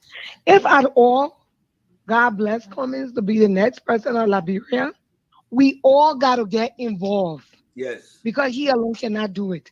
We Absolutely. all, including we who in the diaspora, all over, all Liberia, because all of us together, we can build our country. This time around, we shouldn't sit back and say, oh, okay, he president, he said he will do this. Because at the end of the day, we all know these people our money. Yeah, but So stop we there. who not Stop in the there. country. Stop there. Mhm. If Jay Randy now put a door between me and Cummings that I can't see Cummings because Jay I Randy. don't think I'm just saying no, no. we're That's not what gonna happened. allow that. Listen, Yeah, you have listen. to Just let me listen take to that me for a minute. example. Yeah, go Just ahead, listen to Volcano. me You have for a a very minute. good example. Go ahead. A lot of Liberians want to see Opon. A lot of Liberians want to engage Opon. But the Mm. Yes, guys around there who are haphazard, I'll put it that way, who are Very loose specific. cannons, I love that. they Yep. are the ones stopping this opportunity for the change in Opon and the change for Liberia. yes, So it's it's true. possible that Jay Randy will stop me from seeing Mr. No, Cummings down but the road. okay, no, briefly, let me say something. You see, in life, even as a working person in this country, even in your own life with your friends, okay, you must have a friend that will move you forward. And also, if you with friends, some friends then I cannot move you forward. What you do, you leave them by the wayside. Okay, True. meaning that Mr. Cummings got his own money. I'm not saying he's so wealthy that he would not. The man say he won't pay.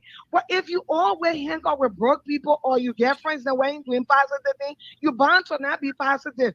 And if you bring broke people in the country, you ever seen that you put broke people, all those people down there were renting room, were using bedside commode. And now the taste power, Mm. they're building house on top of the water. Look at my get build a whole island for his wife. Hmm. Okay? All these people, they never had those things. So you think they know how to spend money to them? They're enjoying life. But they don't know how to spend money. Because even if they're stealing the money, if they're bringing investor in the country to make the young people get jobs and work and do other things, even at the end of the day, people will say, you know what? At least they stop and look at the company they invested in and they bring their other thing. They're making tissue here, they're making paper towel here. This person working here, the other person working here. But these people, you can't even pick out the crumbs to Yeah. even eat. But then they used to say the Congo people suppress people. The Congo people, at least when they get up, you used to see the crumbs. But the idiot are in power, you can't even pick out the crumbs to even pick out it to sweep it and eat. Let me take this Okay? caller now. So Thank it's you. wrong. So Yeah, we all thank you. got to put together and better our country. Thank you so Thank much. you. Thank Let me you. Thank you. quick. The caller from Pennsylvania, 1830. Your name? This guy keep having a Okay. problem. Hold one second, Mozambique. Mhm.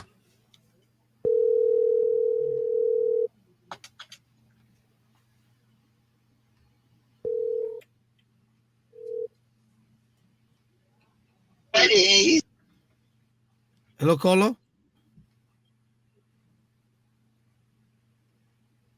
Is the caller there from 1830?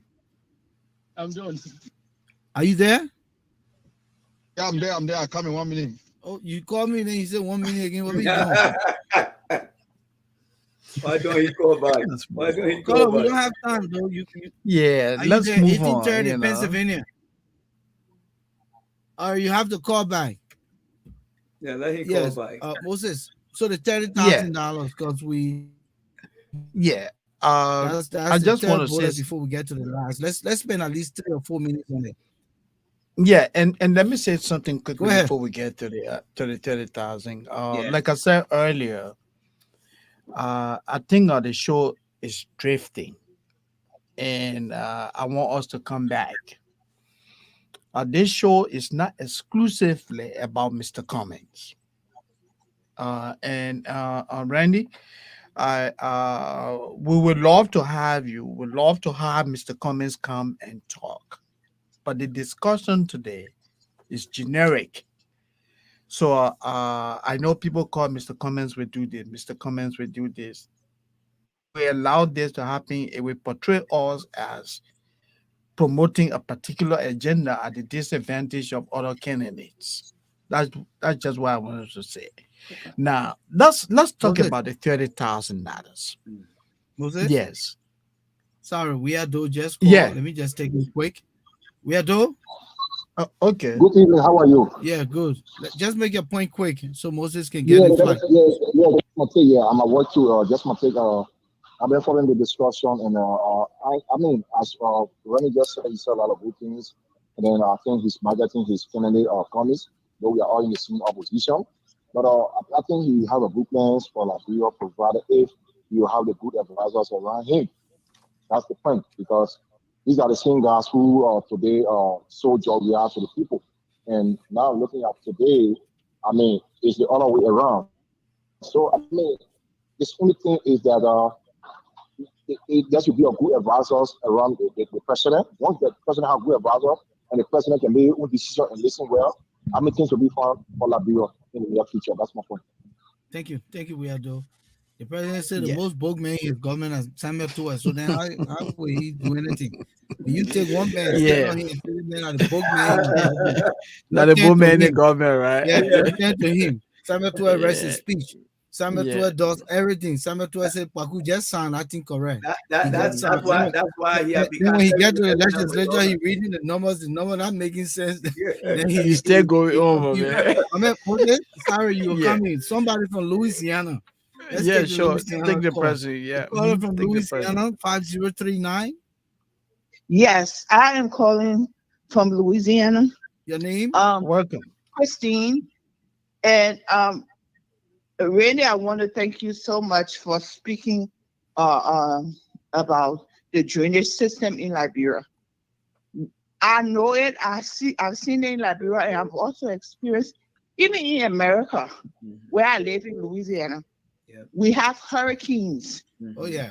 And when you go through a hurricane, when my first experience, I saw it it made me think about Liberia.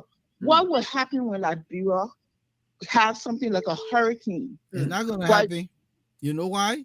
Because the Why? hurricane generates from Liberia and come on this side. That only Okay. blessing that God gave us. But the day God turned it around, I was speaking about the day God forget to turn that way. We have a flood. Okay? Go ahead. Yeah. Even like if we have a flood. Okay, what I Just saw. hold on, was sweetie. that- Hold on. Kristen, hold on. This guy is persistent. Caller from an 1830 Pennsylvania number. Please stay there. I will come back to you. Do not hang up.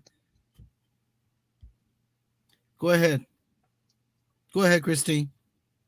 What I saw was that when that thing hit here, the people gather, the government gather, and they build the levees. I am thinking, can we build levees in Liberia? How you build we levies see and the put water the money in the pocket? I know that. I see the water coming into Liberia every day, and I'm wondering why this government can't do it, why we can't think, to build something like that to protect our people. Another thing that bothers me is the fact that you got housing problem, okay? And housing authority building apartments or whatever buildings they're building, 60,000 United States dollars. Can the common man afford that? That's a question I'm asking right now. Can they afford that? No. And you got to pay, I think 10% or how many percentage down to be able to get a house like that. That's a problem right there. Okay. My belief is that behind a successful leader, there's a very strong team. But it starts with the leader. If the leader is disciplined, we will get a lot of things done. And that's what I see in Mr. Cummings. Mr. Cummings is very, very disciplined. And he listens, just what Randy said. He listens, he's open to ideas. Thank The you. leader we got now, he's not. Thank you. And that one got Liberia going down because he not listening to people around. He doesn't want nobody advising him. And that is very, very wrong. Thank you so much. Thank you. Okay. Call back another time. Listen, let's move straight into that segment of the $30,000. We'll put a hot on some of the costs because the conversation has to go on. Yeah. So let's take Yeah. at least 3 to 5 minutes, and then because Yeah. we got last bullet. Yeah. So Moses, you were in flight. Yeah, so as I was saying, the purpose of the $30,000 is what they call quote unquote legislative engagement. Mm. Money given to lawmakers to engage their constituents. Take for example, you go somewhere, you hold a town hall meeting. Mm. That under that arrangement, you can go into that $30,000 and use some of that money to finance the holding of that meeting. Your people come, they say, oh, the school over there, the kids don't have anything today. You can also go into that $30,000. Oh, well, the school is leaking. You can go into that $30,000. That's what that money is meant for. But the role of the legislature, first, let's understand the cardinal responsibility or the function of lawmakers. Mm.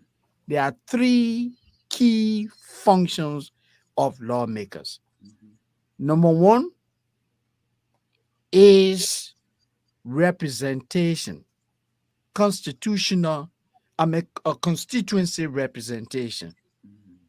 You come from District 4, you represent the interests of the people in the House of Representative, or you come from Riverside, you represent the people in the Senate.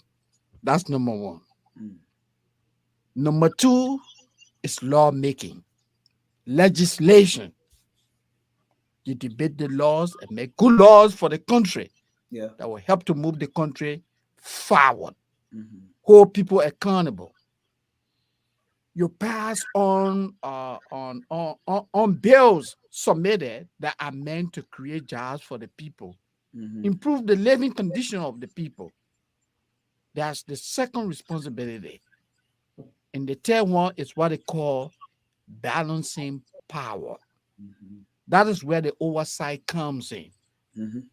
That hey, we have this committee on finance that will track and monitor development at the Ministry of Finance. If they have concern about issues, they say, hey, Mr. Twelve, we want to sit and discuss with you what you guys doing about this $400,000 that you invested into this. Where did this money come from?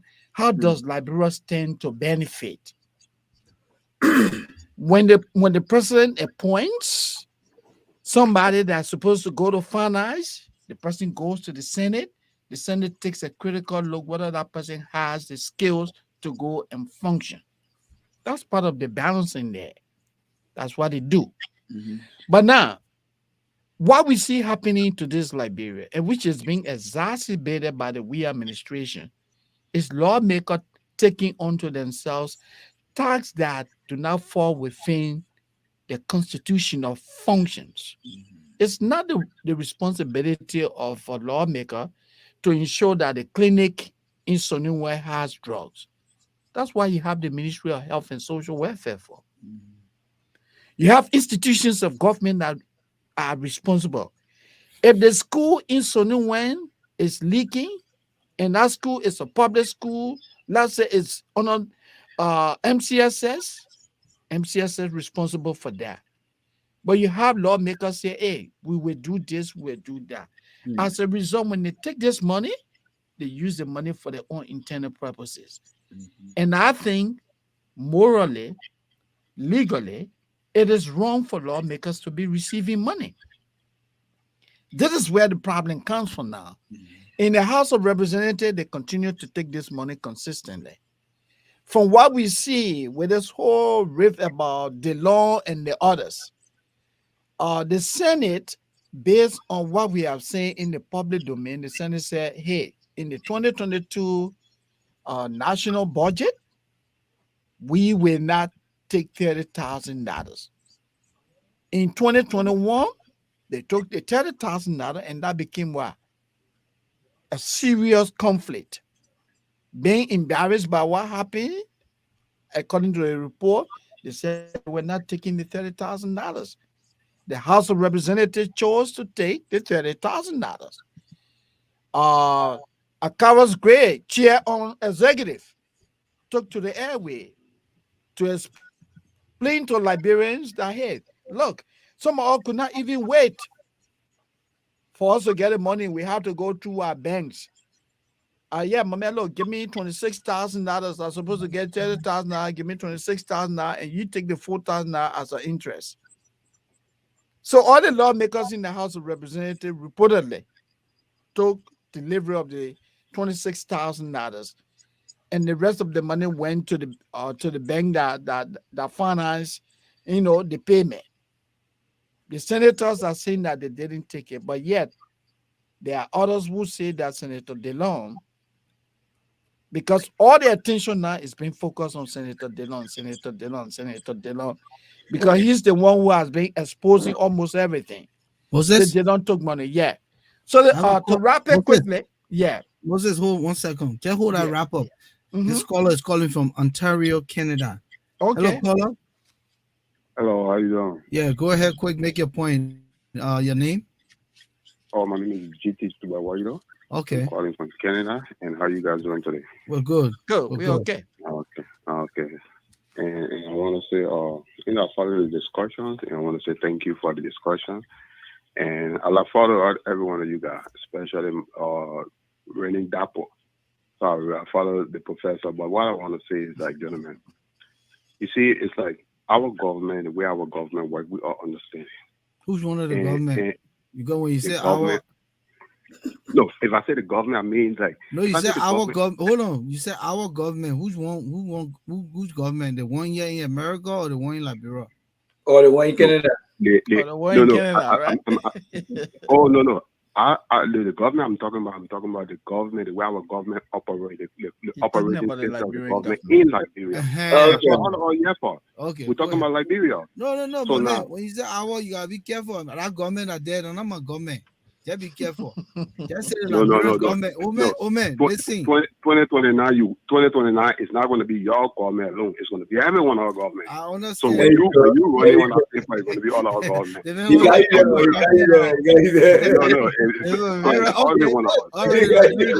Let's go. Okay, now, yeah. So I want to say like the principle, the way our government work is like we are like one. Okay, it's like we have Randy, we have Big Brother Moses, and we have you, and it's like a triangle. In this triangle, we have the executive, we have the judiciary, and we have the legislative part of the government. These three branches of government, they have to work in perfect harmony to be able to give message, to be able to deliver for our people. It's not just one person. So now, we should be educating our voter on these branches of government, how they operate. The legislators sit down there, and the executive come and say, no, gentlemen, I get power, I get plan, I get anything to do. They bring out the thing. The legislator will sit down and say, no, what? This is what we'll go and bring out the money to do it. But the guys that are really into the government that will not pay attention to, they want that. But nobody knows how the money operating. The judicial branch of government. I have a background in criminal justice. I was one of the first class 1 with on-me trained. On-me tried to restructure the judicial of government. On-me see that you see, the garden goes there to make the loyalty, but they do not decide on the budget. The photocopy and all the small things they got to work on. You know where it comes from? The lawmakers decide on it. They don't want to decide how much money pay the garden, who decide who to do all the things away, and they get more. But when they go campaign, they tell the post they will make roads, they will make hospital, they'll do the thing, but they are not making. They want making hospital. The executive branch got to be the one to go out to implement hospital. Mr. Darpoh here is started campaigning for Alexander Comey. 2017, I campaigned for Alexander Comey because Alexander Comey was the only candidate out there that had platform for Liberia that you could see. But many Liberians looking at it. I don't Comey campaign. I campaigned for Comey because I saw that Comey has something that he could deliver to the Liberian people that he'd be able to work with. And we see it. So I said, okay, I will camping for coming. I went to Labrador. I didn't just camping. When I went to Labrador, I saw the people in my coming. I saw the people around coming. And I'm not going to go say, the people around coming, they're not good people. In Labrador, the people I saw around coming, people came from Labrador, that. But we Labrador in the diaspora, that. We got to put our foot down. We got to educate our people. We got to tell our people how to change the people in the house. Look, President Weah is not a bad president. I didn't campaign for President Weah. But when President Weah took over, when you see the way the guy was sharing government, when as long as they took over, really they came out with playing, they brought the purple. Everybody enjoyed the purple. The purple got something good there for the Labrador people. It got benefits. It got a lot of things. When I left from Labrador, I came back, I decided, like, look, I'm not in Labrador. If I'm in Labrador, I do politics, but we also have to advocate for the government. We have to advocate for our people. So the purple got things for jobs, they got a whole lot of things. When CDC took over, I think, but the way they got started sharing the job, look, when the men went to find with that, look, Ellen Johnson selling. Ellen Johnson said not do much in that country, but I will tell you, while I was down on the ground, I saw what Ellen Johnson did.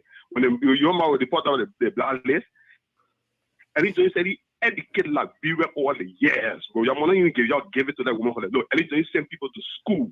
Ellen Johnson invest into Liberia went outside.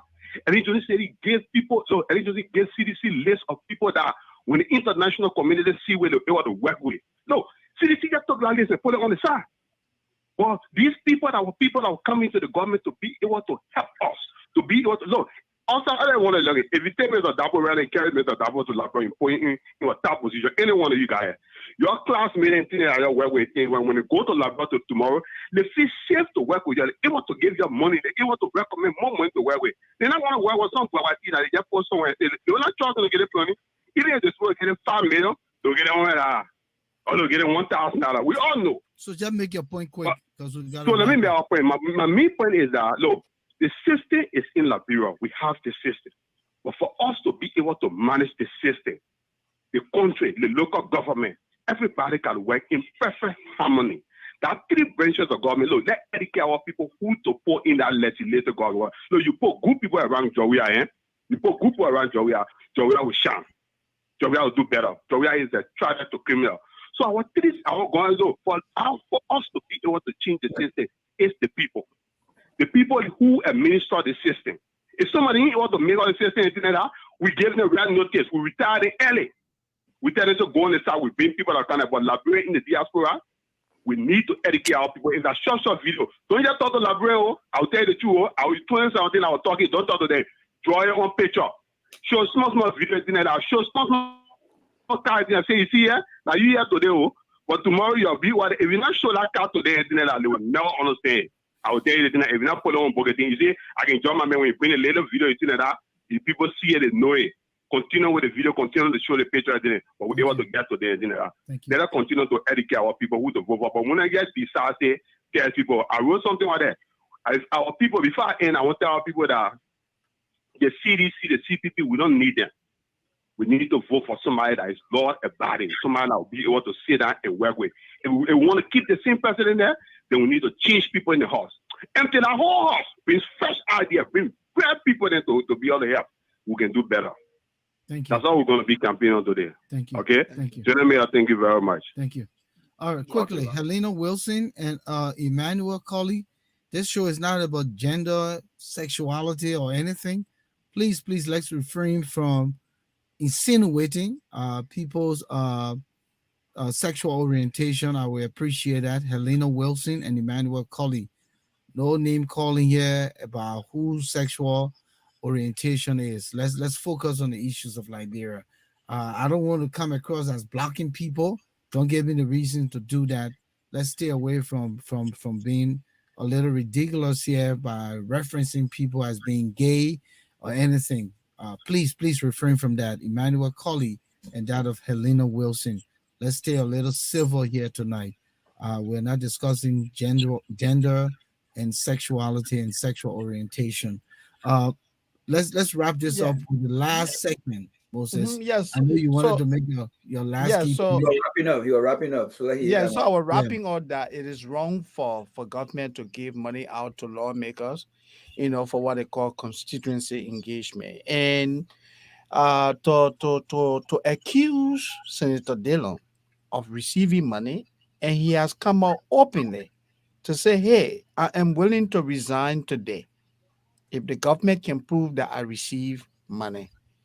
And this is what that really makes it so sad that the chair of the executive in the House of Representatives is all over the place. Akaros Gray, referring to the senator as a common criminal. Where's the evidence? Akaros Gray, you call Darius DeLong criminal? What will you say about George Weah? What will you say about Samuel Twe? What will you say about Nathaniel McGill? These are people that are literally looting Liberia brazenly. Everybody knows that. And you call Darius DeLong what? A criminal? Let me pause there, gentlemen. So let's quickly wrap this up with the certification of Councillor Joseph Jala. It seemed as though at one point we gathered that the UP was going to file a lawsuit because they thought that there were irregularities in the electoral process in Lofa County. Whatever happened, they had 7 days to do that, and I believe they didn't do that. So the National Elections Commission certificated the councillor, so he is expected to be sworn in and confirmed to take his seat because the certification is one part to the puzzle.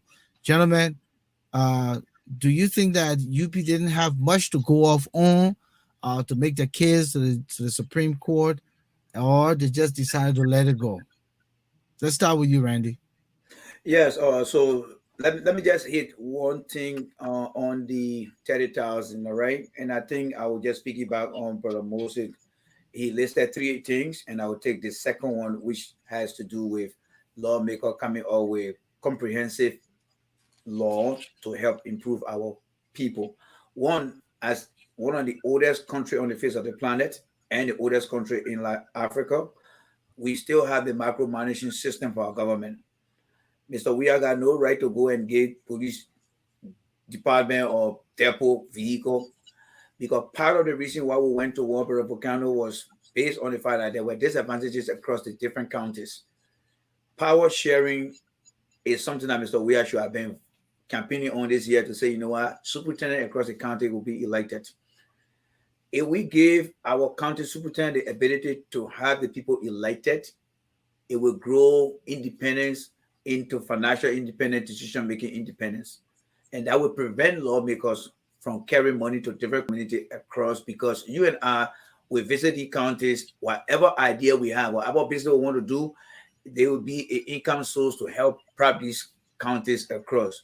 But you know why? They are very, I don't want to use a big word here, but they continue to refuse because the money they're getting is an opportunity to secure their re-election. So they want to be the financier. They want to be the source of income for these people. So it is a shame for Akaras Gray, who been over there for a very long period of time, that understand how documentation works in our house, to just come out and openly accuse Mr. Darius DeLong. That just go to show that he allowed his emotion to oversee the process in which things should be done. Because every time that I listen to lawmakers, they always say there are times that they take meaning for every section. So if there will be some sort of money given out there, I think he should be calling for some type of investigation report to say, hey, we dish out money. I'm not going to accuse anyone, or let's call for this report to be published to the Liberian people so that you and I can be the decider and the judge over here. So I think it was wrong. And I think the national legislature, we need to have Liberians understand that we need to put responsible people in there that will enhance our law. That being said, let me say this. The CDC brand is dead. Councillor Jala getting elected in Lofa County is not CDC candidate. The CDC illegally supported that guy. They illegally adopted that man, because if you look at the transcript at the National Election Commission, he is an independent. There is nothing on our Lofa County list of candidates that says CDC. Here's why.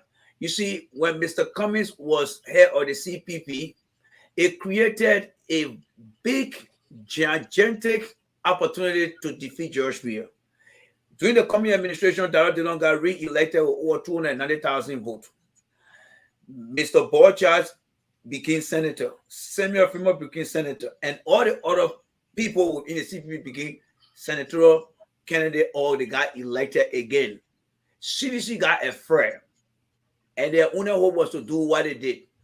So to test their strength, Mr. coming back out of that election in Lofa County to see how well CDC and the other party will perform. And guess what happened? CDC dare not put any candidate. Why? Because the brand is dead today.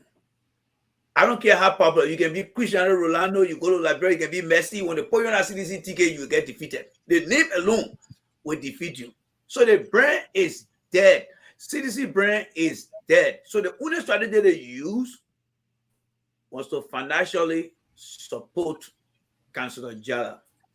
And the moment Councillor Jala came out, they immediately took him to the party headquarters and gave him out there. Papu, you strong red hat, and said, "Oh, they call it a red beret." the red beret. That's why Papu, you strong.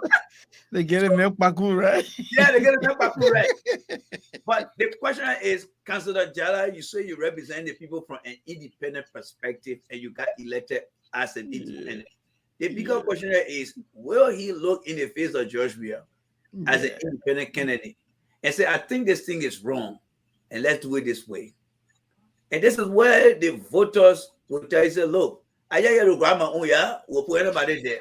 So Councillor Jala now need to prove that independent, because one thing the voters are leaning towards now, when it comes to legislative election, they are now looking for independent candidate. And if they feel and they get to know that independent candidates are getting elected and they're going to a party now, then they would not be getting involved in the election. So, Councillor Jala, Liberians are watching what you're going to do. And I want for Liberian to understand, because he's going to get 9 years, which is too much. But what will he do in that 9 years for the independent people that voted for him? So let sedition, let Joe Weah don't take that victory. Any sedition, listen to me here right now. Y'all know very well that you'll never put any independent candidate out there with all your name brand. You got defeated. Your brand is dead because of how poorly Mr. Weah have mismanaged the country over the years. So, Brother Moses, Brother Volcano, that candidate, as far as I'm concerned, there is no CDC DNA in Mr. Jala. Mr. Jala got no CDC DNA in him. You know what they said? That has sedition. But Randy, Yes, Randy, yes. you look at the picture of the man talking about father, the papa frown up. The papa said, "What kind of shit you brought to this girl?" It's not gonna matter, yeah. But man, the papa look like he on a Durex. Yeah, because maybe they do him. So that was Honorable Joseph Boca look at, and in all fairness to the papa. Moses, go back and look at the pictures. The papa look like he doesn't look happy. He doesn't look happy. So yeah, the thing now, right? Honorable Boca did the honorable thing that I will give you the flag today. He said, "Look, there's one local election here. We struggle with Browning. We get satisfaction for the people of Lofa. We got the other guy here now. He from our country. So you know what? I'm not going to fight anything now. Let the Lofa people decide." So I think it was based on that. Let the Lofa people get some closure today. And I think that's the reason why Uncle Boga did not move the team forward. And if that is so, I would say kudos to him on this one here. Because there are many times that I don't agree with him. But I think for the sake of the Lofa people, he decided to say, let this one go. Because remember, our politics is inserted with traditional belief. Maybe the older people came to him and said, "Look, Pap, just leave the thing alone, yeah. Let live in some type of harmony. Election coming, focus your energy to next year." I think that will happen. But CDC should never and should not take their victory here. The last brand new of CDC that is standing right now, that George Weah. And that brand will be defeated in 2023, and that will take them away. Sedition, you don't have to leave your party to vote George Weah out of office to allow Mr. Cummings to clean the mess. You can be in your party and vote against George Weah. You see the state of Pennsylvania? They've never voted for Republican for a very long time, except for Tom Rich. They gave Donald Trump an opportunity, but when Mr. Trump started screwing up, they voted against Trump. Does that mean that only Democrats voted? No. There were Republicans who therefore with Trump and joined the Democrat and voted up. But today they are still Republican. So sedition is about the future of your country. The country is being reduced to nothing. They have Volcano Session said hours ago.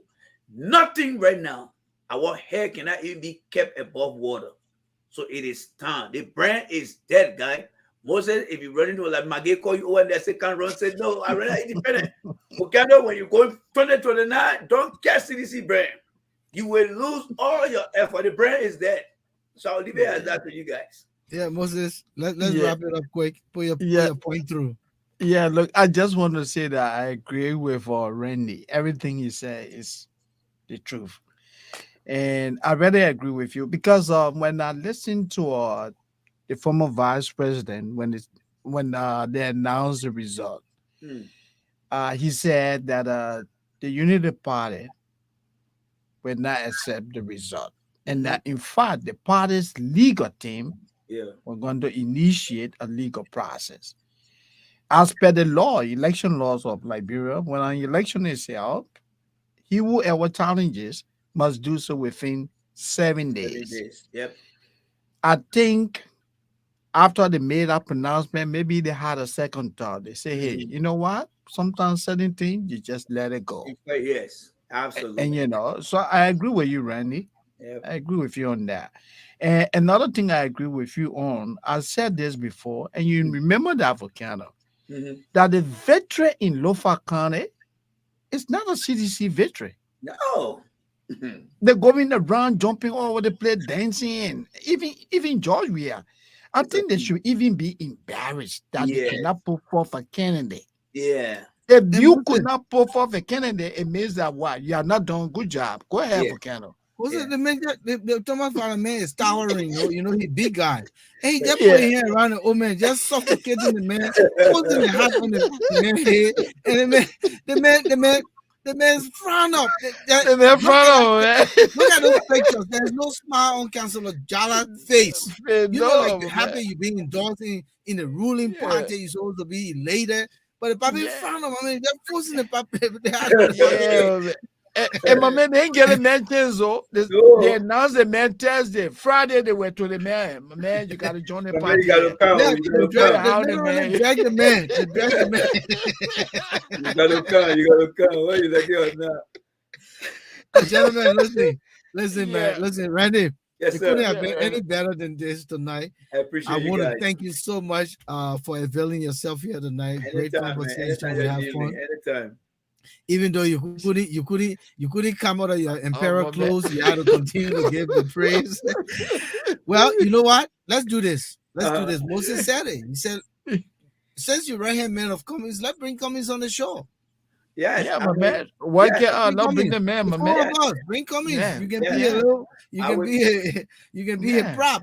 Yeah, let the man come and talk. Yeah. Yes, I will try to twist on because Cummings is open. The people are open. So you got to twist arm too. So they already got barricaded around. No, it's fine. You see, the unique thing about the ANC, everyone got to be a part. It's not like Maggie say, my man, talk to me. Because several times he will always say to people, tell me what you want to tell the president. The ANC not like that. Can you imagine, so there are different channels. And you know, when you think about back in the days, how we used to have that way back TV, you tell them that day, you tell them that day. When you tell all the channels, you talk to everybody, and they tell you, yeah, comments available. And there are some of them I really like to talk to them, I like to listen to them. So I will get to them, and in the not too distant future, Mr. Cummings may say available.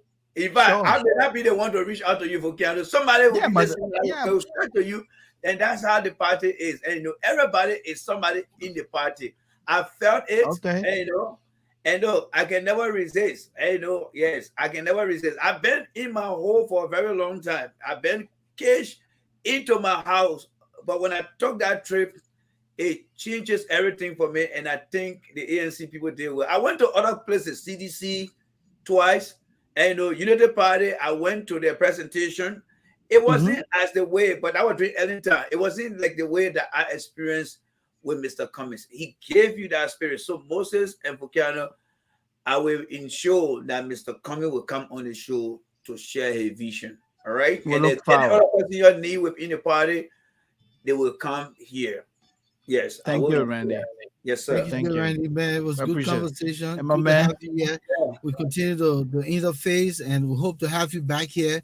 So Yeah. many things come out of Liberia that we need to talk Anytime, about. just hit me up. Anytime, just hit me yeah, up. And Moses, Yeah, you your actually, expertise that's what and your you know. knowledge yeah. and your contribution. You We really that's what gotta you know. But I don't know what to.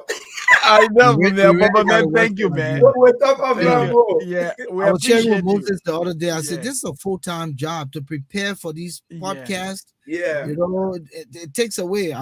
We spend like hours getting prepared. Yeah. You got to do research. You got to Of know course. the topic. You got to know yeah. the content Yeah. around what you're going to discuss and find the right expertise to hold the conversation. So it's a lot of work. Absolutely. So that's Yeah. our contribution to the process to make sure that Liberia, and if we can change things around miraculously, turn water into wine, That's and it. become president for the next 6 years and change the trajectory of our country, I'm fine with it. I don't have problem with we are as the vessel. The volcano, he drank all the wine. What I'm saying is, I don't have problem with we are as the vessel, but I have problem with the wine that it keep changing from the Yeah. vessel to the vessel to the vessel to the vessel. Yeah. And it George, please hear me tonight. You my crowd of ball. You a few years older than me, but I know you. You know me in acquaintances. I really want you to do well for our country. So if the presidential retreat or cabinet retreat, how you call it, was a resounding call to get your people back to work, and you're able to do it. The opposition, if they don't put their acts together, Jay Randy will be on the one sitting down the sidewalk with hand folder. Will bring the CDC red beret again and put it on you. Say, come back home since you were there before. I Come was not back. alive because I tell my father will bring. I already see what Jala went through. I'm not alive. I will come. I tell you that one right now. Yeah. But man, thank you so much, man. Yes, We have sir. Thank you. Thank you. Thanks, you, man. Randy. It was a pleasure having you. Thank you, Randy. bro. We'll Thank talk you. offline, Yeah, bro. sure. Yeah, enjoy, my brother. All right. Yeah. Bye bye, Volcano. Bye, everyone. But okay. Moses. Yeah. Wow, breathtaking, man. Good conversation. I Yeah, mean, it was. listen, Moses, sometimes these things stirs in the direction that you don't expect. The man is a fanatic. You expect that he will, and the people that commenting that hate people, you can't change the and Thomas Awaji, you did well. You had some voice here tonight. What my girl named Sierra Townsend is giving you, calling you the bouncer. But listen, Sierra, Thomas Awaji is our Contact. incoming board chairman. The man wants to make sure that we stay neutral as much as possible. Absolutely. These conversations actually were around the bullets, but Randy could not restrain. He had to show his support, and we understand these things happen.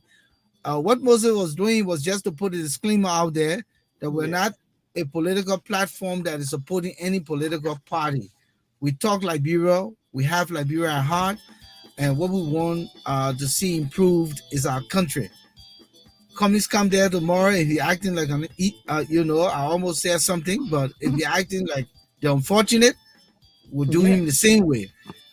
Joseph Boakai comes there and he's not doing what he's supposed to do, we'll do him the same way. So we really want to stay focused on the conversation. So yeah, those subtle jabs here and there is understandable, but Thomas is not meaning any harm. So again, Sierra, it was good having you in. AB, the Blanco rather, Carly, Agnes, Barkley Young. We say thank you for coming through. There was a lot of you from the other camp. Christine Lardner from Louisiana. We say thank you. Matter of fact, she mentioned about the levy. Moses, since we were in conversation. Mm-hmm. This is what I kind of looked at the Dubai, Palmyra Island with all of those artificial islands they built in the Gulf. All right, Liberia has iron ore. Liberia has so much iron ore. We don't have to build levee.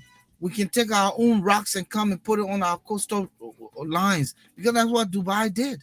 They didn't build iron ore. I mean, our levees. They just got iron board or whatever. How they got it? They got it from all over the world and built those protection on the sea coast to be able to build the islands. So again, we can do that. We can't have our iron ore being extracted by ArcelorMittal. In fact, it's still struggling over the deal that is better for Liberia. You know, these businesses want a win-lose situation. They don't want a win-win. And if the Liberian government have corruptors in the government, policymakers who are going to sit there and do it for themselves, not an intergenerational in the future of our country, then of course we'll have this problem. But we have enough iron ore to protect our coastal waters instead of building levees, because we don't have the money to build levees. But we can bring those big boulders to begin the protection of our sea coast. Moses, what do you think?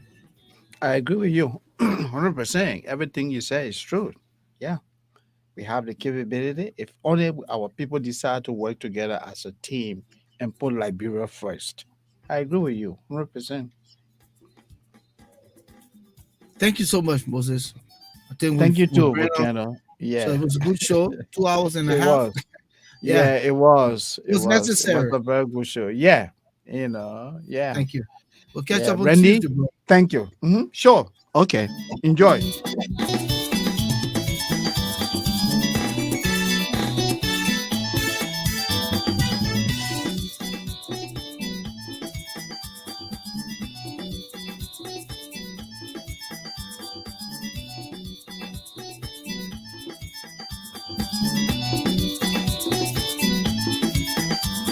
So we want to thank everyone for coming. James Koya Jackson would say thank you so much. Kristen Lardner, Sierra Townsend, AB, DJ Blanco Carley, Agnes Barkley Yoon, or Young, put it that way. What's the name here? Eric Datsy, James Koya Jackson, Thomas Awaji. Thank you for keeping the fort. Shooting us here tonight. Funny Gil Masale. It was good having you in the house. James Tano. Helena Wilson. Jesse Farmer. On Valley Lowenthal. Emmanuel Colley. Flomo Livingston. Mary Pratt, Yvette Cephas from Atlanta, Georgia. Fatima Fambule.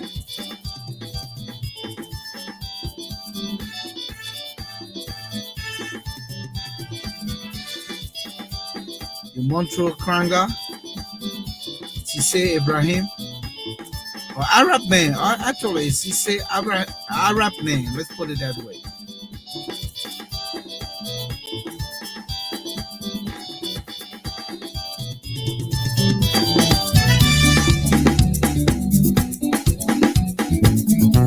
My name is Volcano Shelton. We'll be back here on Tuesday with another presentation in the Issues Room. The Issues Room is your alternative social media platform. We broadcast on Tuesdays and Fridays, 7 p.m. Eastern Standard Time and 11 p.m. GMT, or the same thing we say in Liberia, Liberian time.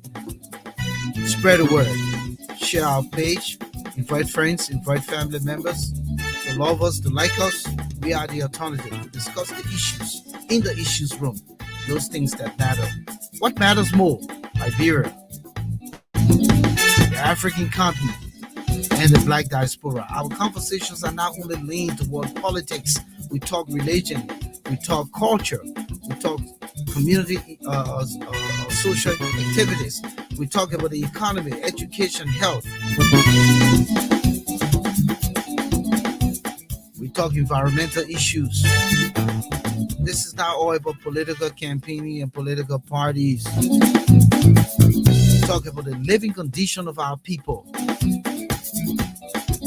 We talk corruption. And we just talk about all the nonsense going on and how we can change Liberia and make Liberia what she once was. Again, thank you so much. We had a wonderful time. You have a great weekend.